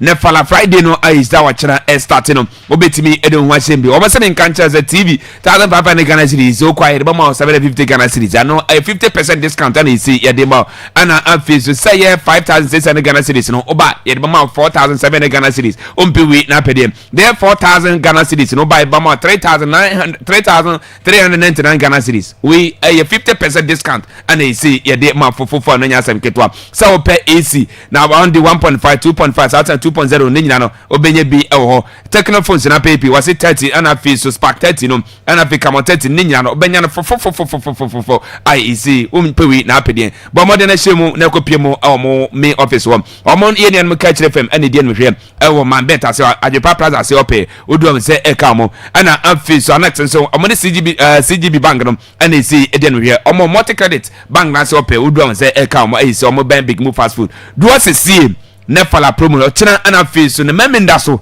ne sa kwanya wi na yemfa mo asa wo bibi kana na okay yo yeah that's him obetimi afro 0544 019552 0544 019552 and answer 0241 874809 0241 from CCA na osonenia mapano na kwajibi attack Herbal Center for seven cancer say yakofa attack GM Mission etimi na beja so edra wenye bia ebebo gonorrhea sepsis chlamydia say we sisi ene ya menstrual disorder menstrual pain oni nyina onye bia ebetimi to ase kama etimi na ma obodi na say wona me ya hene say ya prostate bi ena abomode no kopa bi eno say edanche attack Herbal cough no wase eye wadro ewani bi oba na omini mo hihyew ewani bi oba na se ohini mo so nsuo ewani bi a group cough anasa asthma anasa stomach ulcer no ne nyina no onya attack Herbal cough bi a ebetime to ase kama edema bekum obenye bi ewo Herbal Center newborn chemicals obenye bi ho Retizion obenye bi Supreme Herbal nse kebi Foster Abed obenye bi Humble Herbal odom nse kebi wamfie obenye bi ewo na nasa to sasra such mensa o daman kru obenye bi o My Sky Hot Herbal Jojo Pharmacy obenye bi sasra nso Belinda Herbal ana amfeso sekwaso na nata chemicals obenye bi ewo waseme kan tell say aya frefre no afre 0249 282240 and 0206835161 from CCA na drono na kwaji de na fa kwasa yade amanyina kan bi na pi oten ka say de akodiem semeno ye de down ye de fisam no etwa so edema ye wia abajafo babam na also amechira wadwen na afisam no ye ba start e de free honorable Adam Agbana wono odan ne kopiem oketi no ta wono ana ese eye MP ho na no ana Ghana man penye his excellence John Dramani Mahama e de batu dwa se Accra 2023 Africa Games is a course no e ba kwa ye nhwemu ne ahwe sika hodo ese wisu ye na tournament e de ho su ye baby ese sika ne bi ko aizanko ye no ye nya nhwemu na ye va report no fa be down second week of December the year 2025 na no ana Adam Agbana se wose nyoma hodo ese e course odwu a wonti ase won ye nhwemu no o make sure so bitima ye why ese bia ese timi cho na ye do kotum na Nigerian zampa wontimi mfa mani sika no enkonye dia opesa ye audit into the operations or into the organization of the 13th All-African Games held here in Ghana will lead to the arrest and prosecution of many people because the figures were so outrageous, very ridiculous. For example, how do you convince me that you spent $145 million on the Boteman Sports Complex? How do you convince me that you spent over $4 million on tax and of a game that was organized, that even when they needed a podium to display winners of some competition, they wrote it on paper?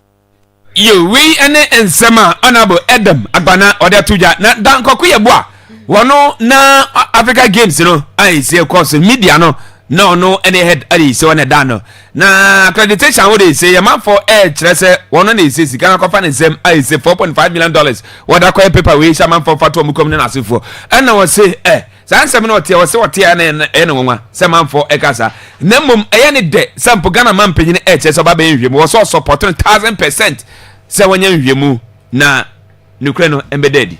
First of all, Minika Embo Mampeni, His Excellency John Dramani Mahama Abbas. Obiochi Akuntabu Obia Kromfo. And Tito Mampeni say, Yenya forensic auditor, we maternity $100 of cement because never knows if we can say, what the Brofua Usrubruni, they sure say, Udumana Yen say, but Ayadena Obia will roll out or play. Mimi say, I'm happy because even though I was the director for communication, contract but when the issues came out about media accreditation, $4.something million, hey, and I don't go where this can be Ghana for.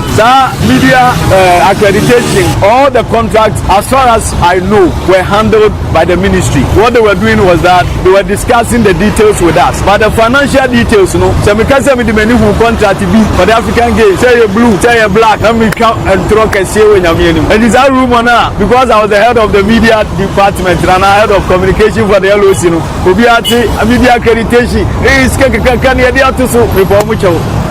Needless rumors. I did not sign any contract, neither did I cite any contract. I was working as the head of the media team with respect to the details that will be required for the games. And I think that the ministry will also be able to give a good account of themselves because so far, no, Yenyanka says, and this is not the first time on mine. yɛyɛ tournament wi a yɛyɛ hwehwɛmu Ghana for Bekaya the ball can 2000 we yen Ura de Kokamo may he so rest in peace then former President Rollins yɛyɛ hwehwɛmu enyoma bi ededi antino message say omunya abotre once omampani directing no I'm sure his direction to be carried out na yehunu kura wom but the perception that obi edisika no yɛni kan emfa to ba bi answer na ye omuye hwehwɛmu ni wie na say ba say obi edisika then we hold the person than to speculate na yegu nkofo ani mase because first of all me department for instance media accreditation say unya boss wa people try to trivialize it oh tag keke sen ye kom na uko new town obenya tag ato obi obekasa bia no sebe na onim what games management about because ye bo international games games management na ye use no from my journalistic perspective na ye dey timing ema athletes all the enyoma ye wo TV suni na artworks ye dey here ni na eka games management a lot of things obi a odi etinye no onko internet onko say games management from international competitions is it only about accreditation you we and Zamadan Kokuyabwa what the atuja nanopi yede bi ema Akwaaba radio 98.1 sana so kotoko any has ebakobo Ghana Premier League we a week number 9 4 p.m. and I can say etoja Accra Sports Stadium kwame aparado woni akasama for them has folk we tie chetrim at the Quintia match no omuyi match na free 3 p.m. ago p.m. or 4 p.m. kwame what is it Nyame aduma Sunday 4 p.m. We were deliberating enough say yemfanko 7 p.m. and say yembone 3 p.m. But unim say it is because of Man City in Liverpool. We needed to factor it very well. And yes, and also because any issue one share because say no more ball didn't you take it into consideration? And I'm going to push time and do all of this. So now you feel say a bit more buoyant. Even though together with FA, together with GPL people and TV right holders, there will be a fun pack. Our fun pack, it is part of the entertainment. You feel say a bit more boa. Emma say Liverpool game, of course, will few crowd. Now, Baha now, so crowd. You are okay. Half time. What do you share? Or match? What's about it is okay for us. You should be able, at least for the first time, to tell yourself that baby I agree. Last time match and I stadium near Emma Gate. Why can't we be the same people? If I'm not mistaken, last time match, about 95% and 98% has got off. It will be a Ushebiano. You this 350 and a 500 cities. You and Tinano Mbuza Kwame. Now, why is that 500 Ghana cities? The 1,000 cities thing it got finished. No, Mbuza Kwame. Now, who share Kotokone has a book presi or deserve say you try 500 Ghana cities, you know. Now, you call your more abrasi, Omogina Park, so Ebana. Now, no, Anna Kwame Parado. I didn't see Edamans or deserve or more than deserve Crampo. Kwame was a you too. What they Kotokone has spread, so I so most is a deserve say you try 500 Ghana city Kohom. Beyond deserving. Me know me say S2 decide say Onundo sorry Liverpool accept Nobeka. You think Liverpool will listen to him? Obeka wants them waka. Who they go from a call baby. But the kind of people that will pick it from here into the club and onto the players and onto other places, meaning that the message will make an impact. So if we have Has and Kotoko, and 1 year from then 1 year per se you grow, then we have to be able to support it with everything. You we and then Sarah what they are to Jaya don't say the man coach of the Karamisitu, head coach Edema Kotoko, and Ebuza as a coach. Oko body tia has Yamadama Sunday, what the Kaka say Kara match is a Moshe Fono, Nano, a sorry match is a more a boy Edema supporters in the 5-1, Ewo Morocco, Nina Sifo, and I feel coach is so coach Yamadama Sunday, no a coach must do the money. Then somebody so kind of a coach in a piece of match, only has a folk Yamadama Sunday, but the Copemsi.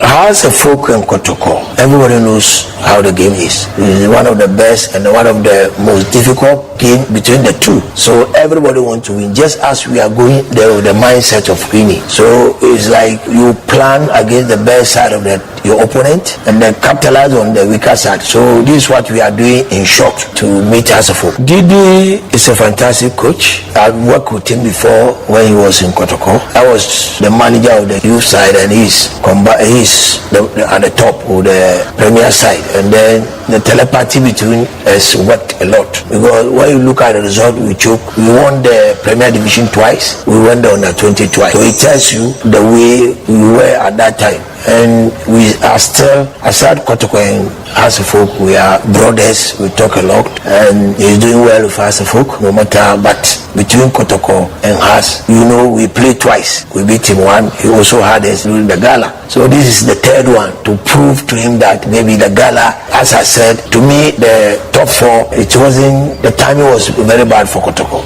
And I'm vindicated now. People have, just as I said, the timing of the top four was not conducive for Kotoko because we started our preseason late due to the subsequent matches ahead of her going to South Africa. So you could even see that we couldn't even rest after the league, which is very, very bad. But at the end of the day, it's a competition we have to honor. So we use it in another 10. So we couldn't do well in terms of results. But I wasn't disappointed because I said it, that I wasn't expecting my team to play well during that competition. But at the end of the day, I'm now vindicated. People have seen exactly what I said. But that is the technical side of it. But when you come to the supporters, they don't care you are in this, you are in that. So automatically, we are going there with a mindset of beating at the end of the day. Until coach Masidi Damani and up here na somehow no one your captain Eddie Makotoko one is Nkoma or the two Jenny. The first day Amor left, everybody was thinking that it's going to be difficult for us to score even one goal. So in the end of the game, when we score 4 goals, I was very happy. As you know, Amor is a top striker, so we have a lot of good players. If we want to win the league, as your coach has pointed, it means that we need to be perfect in all the games that we play. And looking at the table, the contest seems to be very tough, although we have some games to play. On Sunday, supporters will be coming. They'll be shouting and singing your names to win. What are you doing to get them the 3 points on Sunday? In our mind, we are going to start the same way we start the league. We just put in our mind 3 points. So we are going to Akwaaba for a win. Hasselhoek is a tough side. We know that the game is going to be very, very difficult, but in our mind it's 3 points. Everyone is praising your teammate Hubert Jehu, that on the day he played very well. How do you see him? How would you describe him? Jehu is a very good player, and as they said, the player who always listens will go very far. Whether you have reason or not, when you tell him something, he will listen to you. So everything he's doing in the game is not a surprise for me because I'm seeing it every day at training. So I'm very, very happy for him. So, Captain, are we winning on Sunday? Sure, yes, we are going to win on Sunday. You win, and then Samba One, whether to Jana Shannon said the months of October, coach of the month nominees, say NAC and Benefo, it's my coaches in here 4, and it's so much me abo mudia, or my Mr. Bako, NAC, beat me, I just award, it's me the scene also. Thank you, Ibrahim, or no Edema Edema Mediama, or 4 matches or in 3, and a drawback on Lusubi, or she says goes, consider 3. Sarsona Christopher Any, which the master matters 3 matches or in 3 or drawback or one Lusubi, what she says goes, consider 2. Sarso Anna Hanan Abu, original Eddie, and Mayana Apostle 3 matches on boy, we need 2 or drawback, one Lusubi, was a 4 goes, consider 1. And after Shaba Aristica, one head coach at Madamadiana said 4 matches or win 3. One Druby Olusuba, Kono 5 goes no consider 2. I don't seminar, the amount and NOP. And after so prayer of the month, and as nominees, Mantina and it's on my boom with the Imana Mafo, Adriana Stars, 4 matches or say 2 goals. Awanya says on your MVP Nebako. And after Imano Usu, one Ejinamu, Eddie Emma. Club a friend Media Mass Sporting Club. One also 3 matches or 1 goal. MVP or assist to an MVP on your back. Atakumi somewhat. One Ojinamu Eddie Emam baby any goal star 6 matches in a boy. What's a 4 goals assist back and an MVP on your Minu and an fee. So Emmanuel Ano also Ojinamu the Manesi FC 4 matches or boy and was a 4 goals assist on your be no MVP on your back. I don't seminar. Yadi Emma and Anopi Akwaaba Radio 98.1. Now Sasson down Nico Kupimo our goalkeeper in this one. And the nominees na yi sempene 40 mi aye na sei ana ise ho nsem no ese etie ye de no no eso na yawe na edi nsem na sini akwa bedwafo na omoso timi atra madwen mlante miensa ana ise ombo mudin mlante bi etise Masaud Zuka wano eda goalkeeper edi ma klaba aye friend Jan Apostles on so 3 matches no okipu Christian to okipu mienu and consider 1 goal and omo win 2 omo draw back or lose nye bia isi omo nye bi Sasso and our Sarah Lawrence on the switch Namudi Macpando out of line 4 matches no clean sheet on Yamiansa and consider 3 goals only way 3 man and or in a bako and a draw to lose Subako and a face so Samates goalkeeper your friend Zachary Musa on the 4 matches and clean sheet on Yaminu and or consider 2 goals so we need 3 or draw bako on Lusubi or we and the floor at down seminal yadi amount and pay has a full Komudia National the Omako Yetwani Omukle Giant Branted Luke Giant and it's so much Oliver and a Kotoko Minu and a Rumbo say a down mocha Nina Aya Kotoko and the son is 770 and a bako so a branch of Abdul Karim on the born or the sea Kotoko Nayase Ama is Kotoko Pigeon Moa and as a Nyasa and Kitoko and Nina a super crasher Yamia Dwa Sandy Etuja our class post in a Kwame Kufi my itiwe Kufi Medas Kufi and Chetifu Kufi player of the month Kufi I'll go for Ano. Okay, Imano. Go ahead stars now. Then we coach of the month now. Nanka. We coach Ibrahim Tanko. Any Chuba. Kufi Ibrahim Tanko abom more home games. We media ma. Omo home games be 3 kwatwaso. In the matches ndodo na ye. If you na win games no. Eto he Chuba de na. More of away. Away ni home so Kufi I'll go for Tuba for then goalkeeper and Kufi I'll go for Osei yes I'll go for Osei Osei what consider 3 goals yes so we about 3 matches we about 3 matches no onona ko ononya 4 matches and no consider 3 na we win 1 match ana Osei win we win 1 match and no draw 2 Osei win 1 match okay then Samatex goalkeeper na mean so say nya 2 wins in na but I'll go for Samatex goalkeeper Kofi yeah I dem agana Kofi you see in same way abobbo aba no nsema Kofi sa all African games yeah bid I think 2017 yeah and Ghana you that try to host me any Morocco and an April na hinyaye and Kofi ebe obia they say this particular incident na see you because he investigate this adewe Kofi do you know why and no minya bo tretena ase na who say then time sports minister Mustafa Yusuf you see that he's corrupt or Kofi sebi o supervise sebi o Emma Binumborg on mine corona and Kofi under your supervision na say it's animal way nyina akoso wie now tenase now Simon say everything went on well Kofi see that say we nipa na supervision be a thief yes you see that say nipa na supervises ade no Kofi that say we kronfo ana say oni omu nyina na aka bo man den awi o man no say obi enyan gas obi awi bibi good Kofi me ba baby ade no kwa say ya dwan koso last year we say kasas ma Kofi yes starting free media na o kan no dan kwa ku ye boa o say anything contract in a ministry you know nothing about so Kofi as to say come for so much chase can no only that moral right no kwa say obeba be kirem so what goes into this so onim what goes into bibia there then onim kwa for so so we minister na brief for na and make sure say Kofi wo dey say so you head of communications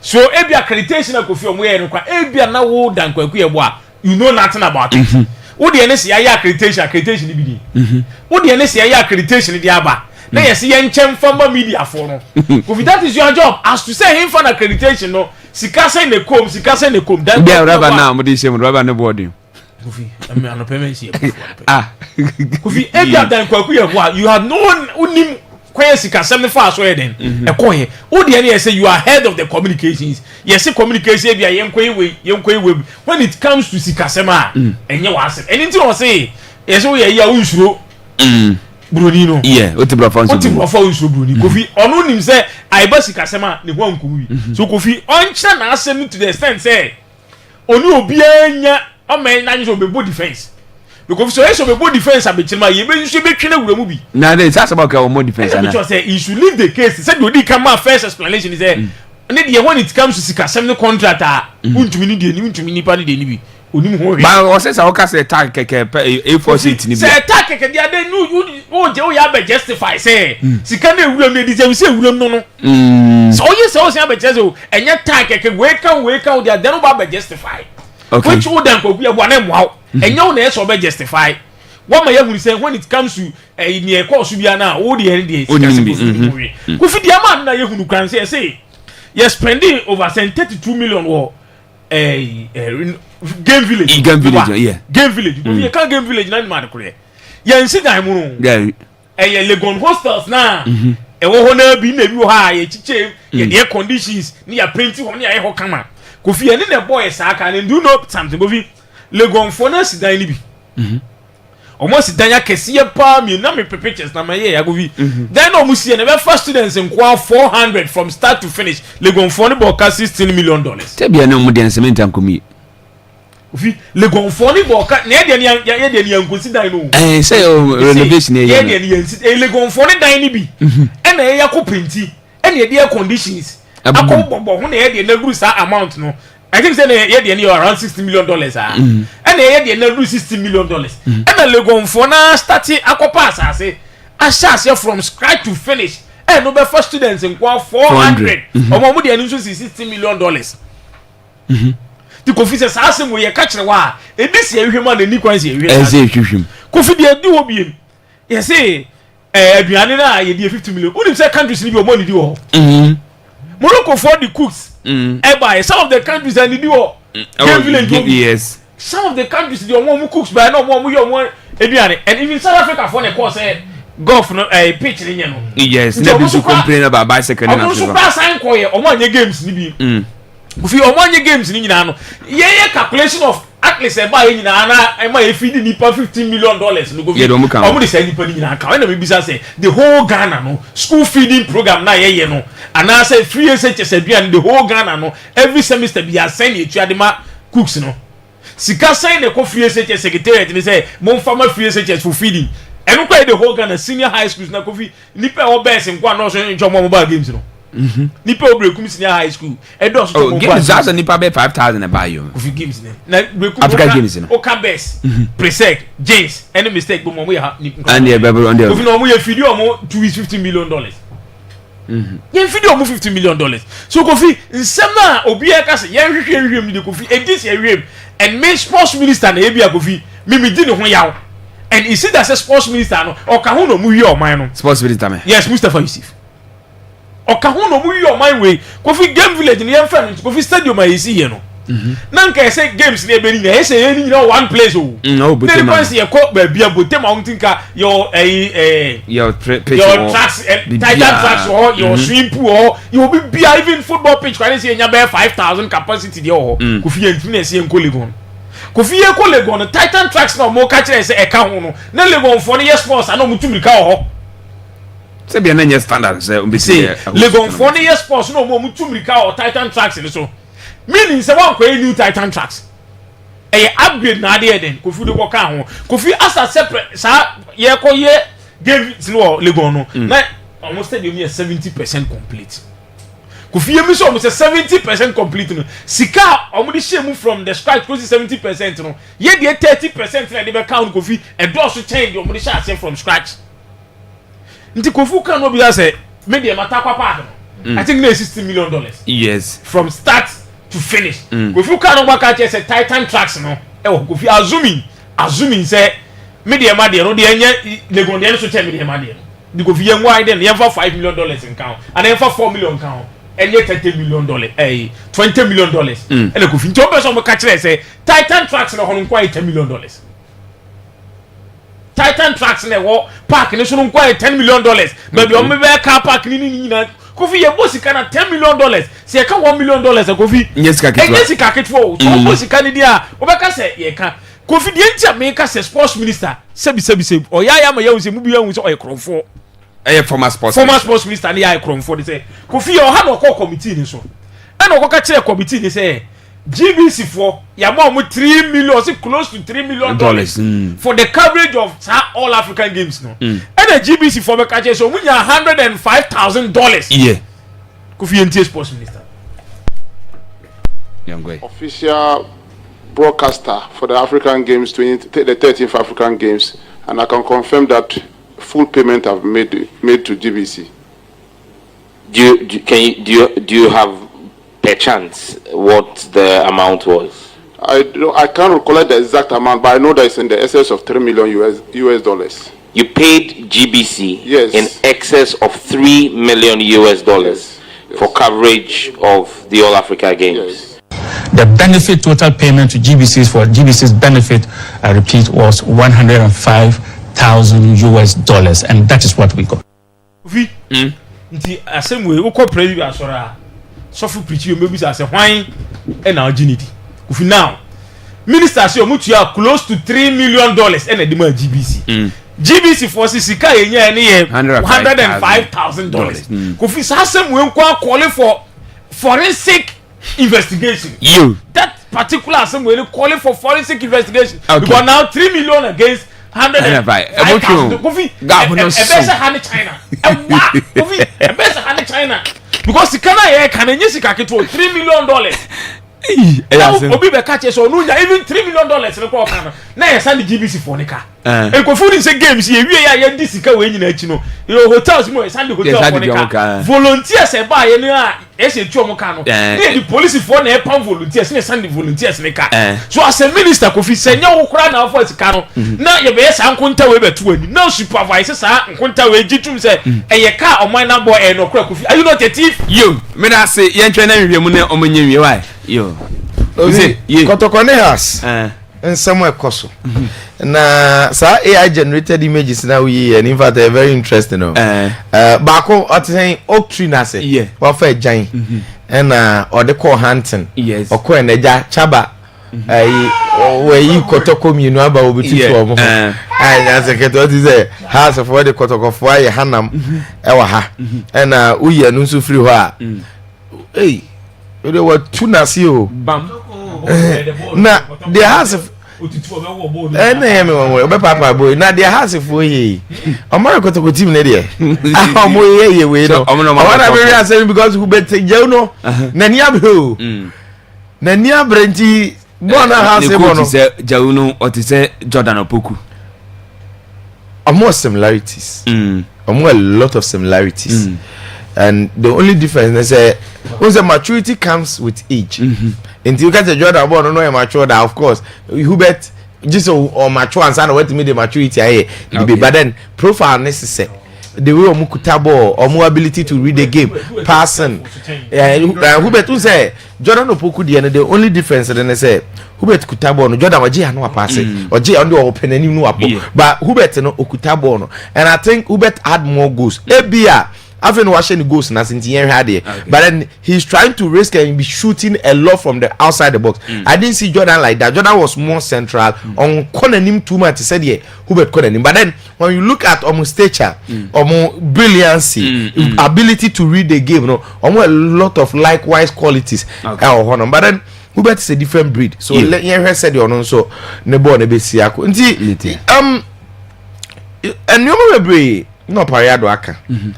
The dikai say I can see your brother and larger conversation first we need to cancel the idea say because of Liverpool Man City match 4:30 yeah they call 4:30 near you born no Accra Sports Stadium into omo Man City in Liverpool no be o matena fie no omo stadium ono mehwe ball ni bi first of all eno plan team convince obia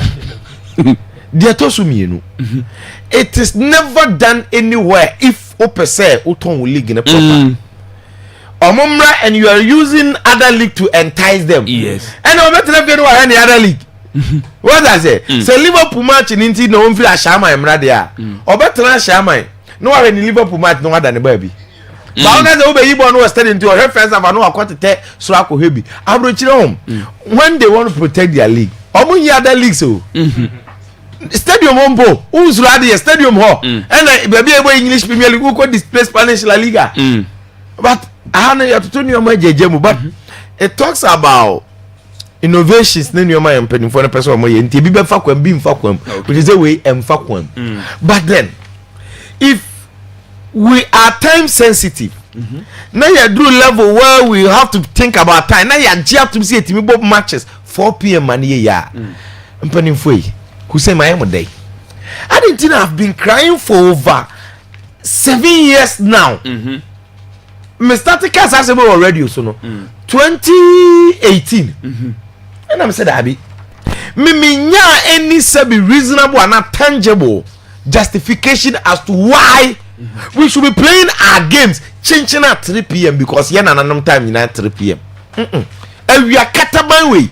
Now we've seen say 4 p.m. you bet my bama na ye and now more we say 4 p.m. you born at the crash post you bet me flat light and then crowd there you both shorter the longer night into say sibo and sumuba but then there are times I think kobo 6:37 na sumuma yes and in any case 4 no crown ya check cry 5:50 na bono yes ni apon na sumuma and if we can be time sensitive like this the whole lot of way I see a fast structure your matches Bobby Anopa Bobby Awia at least what 4 because and then Adebakwema yenya the best of matches no weather can na ball of course one na the intensity any Nibra boys in the because whether near conducive for association football want to be on faculty and young quite for and they be conducive that are no cotton commentators need to cotton in I think say try to make sure say make a home ahead of this very fixture. It starts from here, then it goes on. Now all African games, you know, no crap for somebody like me who had a lot of information and details before even competition ever shares, you know. There are a lot of things that I'm privy to, but I don't trust this country. My mini can same way. Muka baby all African games are same shares na mu say scandal bc. Mra ye sikasi di bc stadium. J budget na scandal na ye di bc stadium ni nyina hye me di amana sana o. Bosi na ye kwaje di bebe of all African games na include this stadium na yes na mpie area no.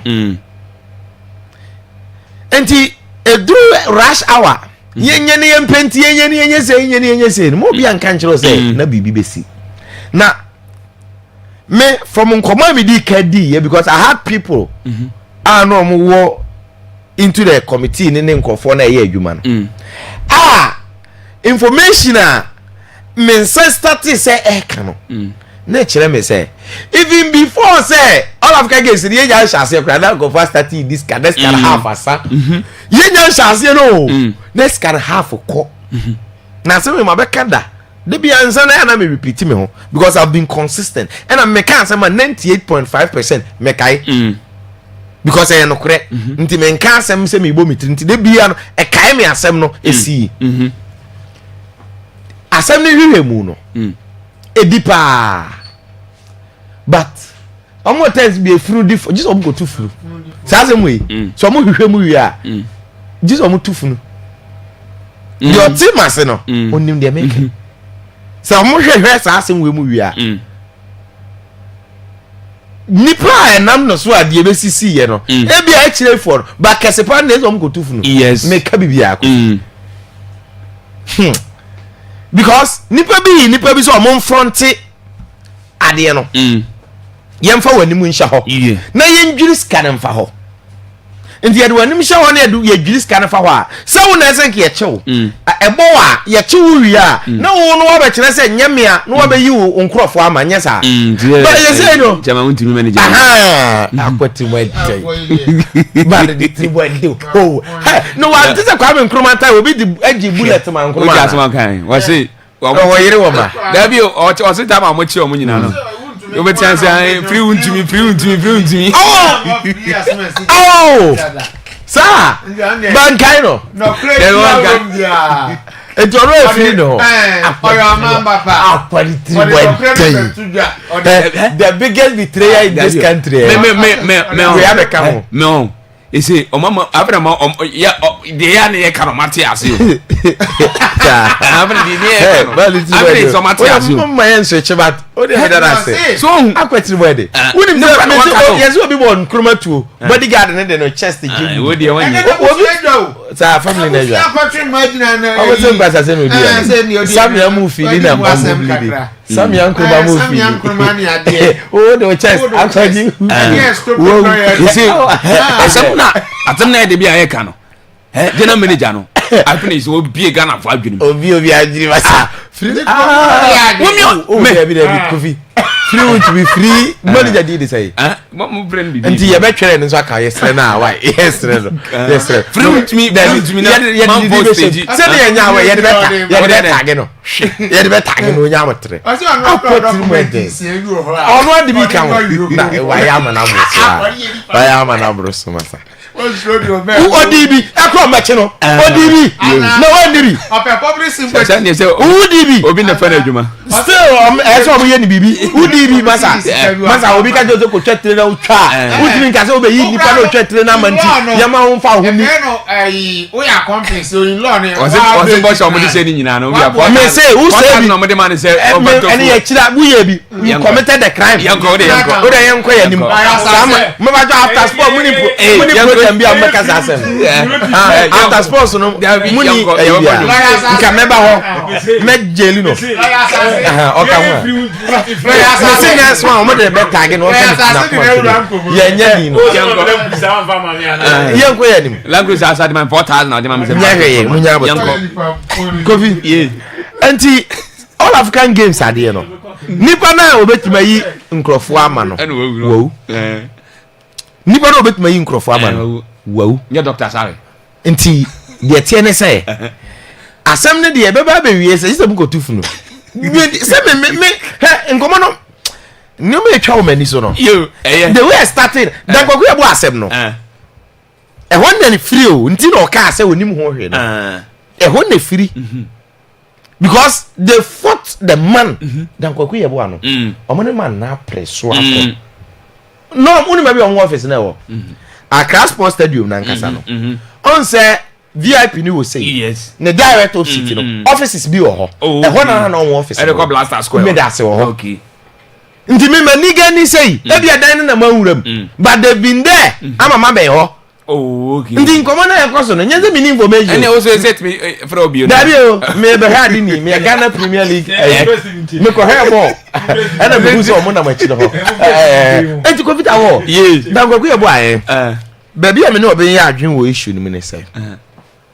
he shouldn't try to justify say oh it goes beyond accreditation tax what I say because are there any media accreditation and I must say media accreditation no mo say then and then include production works of graphics any BBR now what about scanner mo say mo dey GTV no so so mo nye production o dey yam fa nu nshem o dan $4 million no who be that a simple question can go here dan say comedy we had about real life o ya the comedy no abro no ya as o ya the about ye dia bro da go wa ye senior man no but $4 million so dey dan who be that who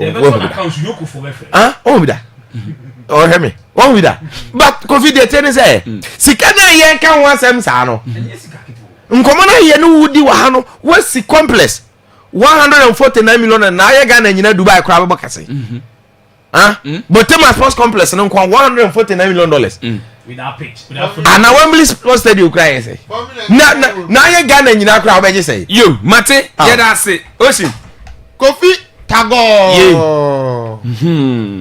me Ocean Kofi nominees na ba coach of the month goalkeeper of the month player of the month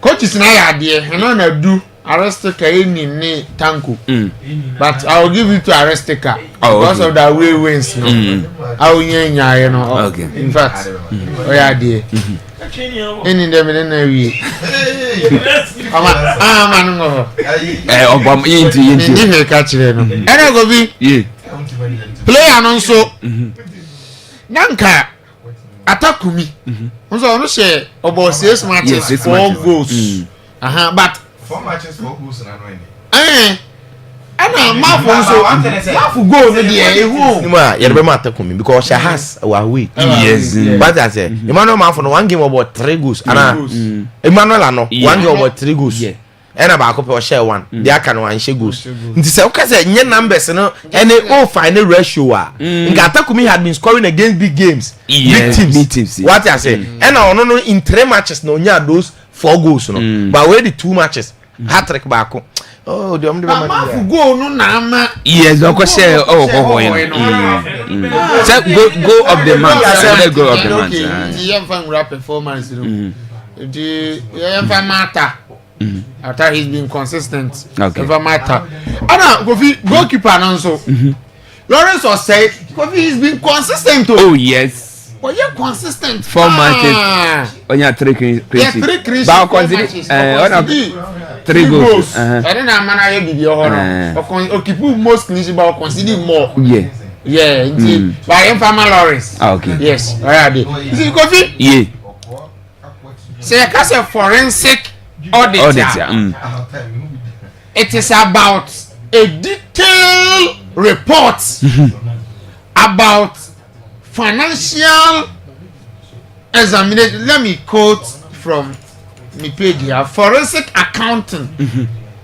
I say forensic accountancy or financial forensics. It is a specialty practice area of accounting that investigates whether firms engage in financial reporting misconduct or financial misconduct within the workplace by employees. Today, say a detailed examination. Senior His Excellency for the better done. No, Kofi. This is not the first time. Yadi Edwabia Shemku for Kubinsa. After Jumano, Yan Sembi say ebia financial embezzlement of funds. Any ade niam bia nko yie kuntuna se kataso mu asu bia de aba. Enye first time. Am for this girl. Am for this guy nyenne. Nebom no kra ne yese Kofi. Sir His Excellency John Dramani Mahama. Send your workers of person only legacy no. Kofi say asem no kan be bampa. Na Ghana for be gina tu say ampan ampa ni nuane ampa person only legacy to na chia. Kofi we one of the test cases for him. Okay. Say ye can bro for ni and dey trend some gu krata so dey say man we dey number 1. Ye be kan sem go we ni and dey bro for kwa. Back of it on grounds. I want to hear. Okay. And to me, I mean, case you know, so when you're very careful, you make a can you know you did for home science. Oh, we had the 4 million, we had the 60 million, you had the same and no any idea. But I'm here, Enkusi. Dadana. Because Nipanua, oh, yeah, the pivot of the case, and no new. Dr. Senti, and we have one big setback. No, and it doesn't prevent the case. I know. Your accountant on an head of the committee. But say, young first can't Hanibian, a committee, a sports minister, no. A part of the committee, Sikacheni, not as much as we are working. Or say about the contract in Zambia, a sports minister. Do you know what we need here? Oh wow, Krara, oh my children, you left no bia. Is it Kofi? Sadia we na akoso. Anya di pam yenu miensan. Yes. There are a lot of people behind the scene. Local organizing committee. Yes. Nipa nankase o this kind of ochi. Kofi asa we na ye di hu nkomo no. Nipa ye bubo mudi no. We are very few deal. We have a lot of people, as I said earlier, behind the scenes. Now, me say me former sports minister bidding come on. O catch me say scan baba 2 din obedwem. Yes. Enya 2 din we penny afro maza. Fa chiri ha. Fabra. Election year. Election year. Yes, can they vote na election year. Silent here. Nti Bobby. Bra mo bre no. Understand that. Na mo ma mo timbe kan se na. Obey da be kan. What I say? I understand them kwakwe abua. Sika we nya me se ube konkra na ebi adam kwakwe abua no di immediate nene. Ebi a wenye wensi. One no dia no allowance. alasa de oduma no yɛ ntia de wɔso atia ɔmo wie nyina na sɛ ɔmo pɛsɛ ɔmo tua na ɔmo se dabi wɔne ɔde ne report come out so wagya ma hwɛ na ɔmo ntua ma ne bi no stop allowance on the stop ɔmo sɛ mo hwɛ na ɔmo ntua ma ne bi but I think of it a very complicated case say excellency so be protecting legacy magana for Ginedi say wa ba ne de or father for all on person respect your minor yes saa de we and also Kofi 200 na mon ye okay but at the end akoso no very serious say your country bia mu a anga Kofi that fanity nyina betman spin sa oh na China ni ade no ko esika ye dia obi di $1 million spend ya fra na akwa pe ba bi di na pa $1 million ni nyepu China enye pe kra $1 million ni enye sika kito ye value oba bi abeko bia mate yawo sa mo si papa ni jero e sofo na nyom be vu ne omo ti boss kan di bo na wo hwem pen for is omo si sika na fam nsase a na wo be wi omo ni sika ye che wo se ja metua mam awia mpese mbebo asori ni din awia mbebo asori ni dabi o sika na ya 50 hours so se dia mo si abedi no hanso wo so wo di ba asase ka mo ko keep no o se o de be ba ntimi mfa na sika ni no o se o de be ba ba refund wasasi kura dabio scan ya omo keep scan no to agi tutu awia ye come skin be buza scan ya omo keep no omo keep no be do na na ka won jase o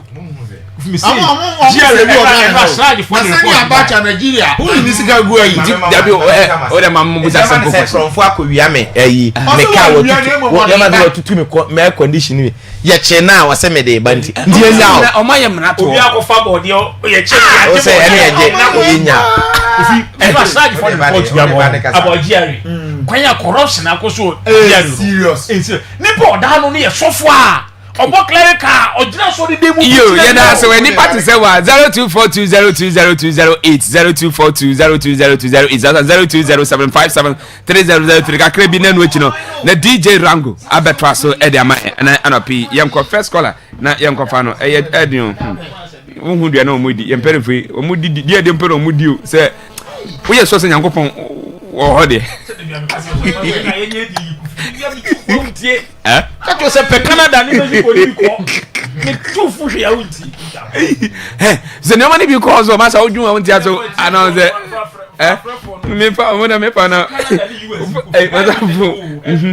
you hello good morning Mr. Tafo wani na South Continental apia yenti o ba ko bi asem we pa de se me pa kwa next time me play asem yenti de en ko si aze case mkoto kubeni ayi board ndede ya ba ya jama feko dia yen su da fa ni no what happened did you see and when the ka obi kura wo afre na ni pa yen control na de bere ayi and say ya ko friend ya ko moti ya ko friend sama no yo ya da sapia ya da se pass wa frɛ na osetimi abaso okay ya we bitimi agina so na ya mfa we so e wa ase na ya nkwanim good morning hello yes Christian yintio good morning boss boko there yintio Christian that's all right sure hello le sade ma we ya na me bu ka tell why you are too visual ye you know what you magana ni bia we bi mo ha hello we dey see here suppose we say we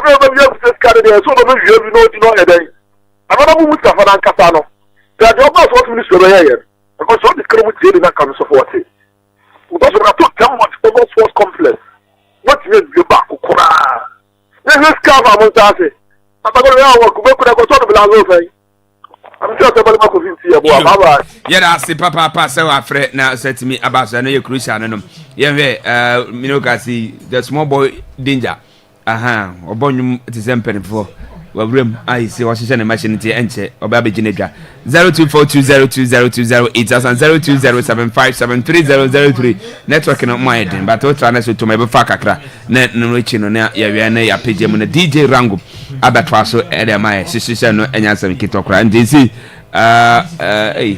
Rango udu papa no mama phone so no ya yo o de phone udu papa iwrem ya wi hello Obuzago. Simple yentio. You go fi winning bibi. Pani has issue and tension was sure. The correct property match. O me 100 million. mo mani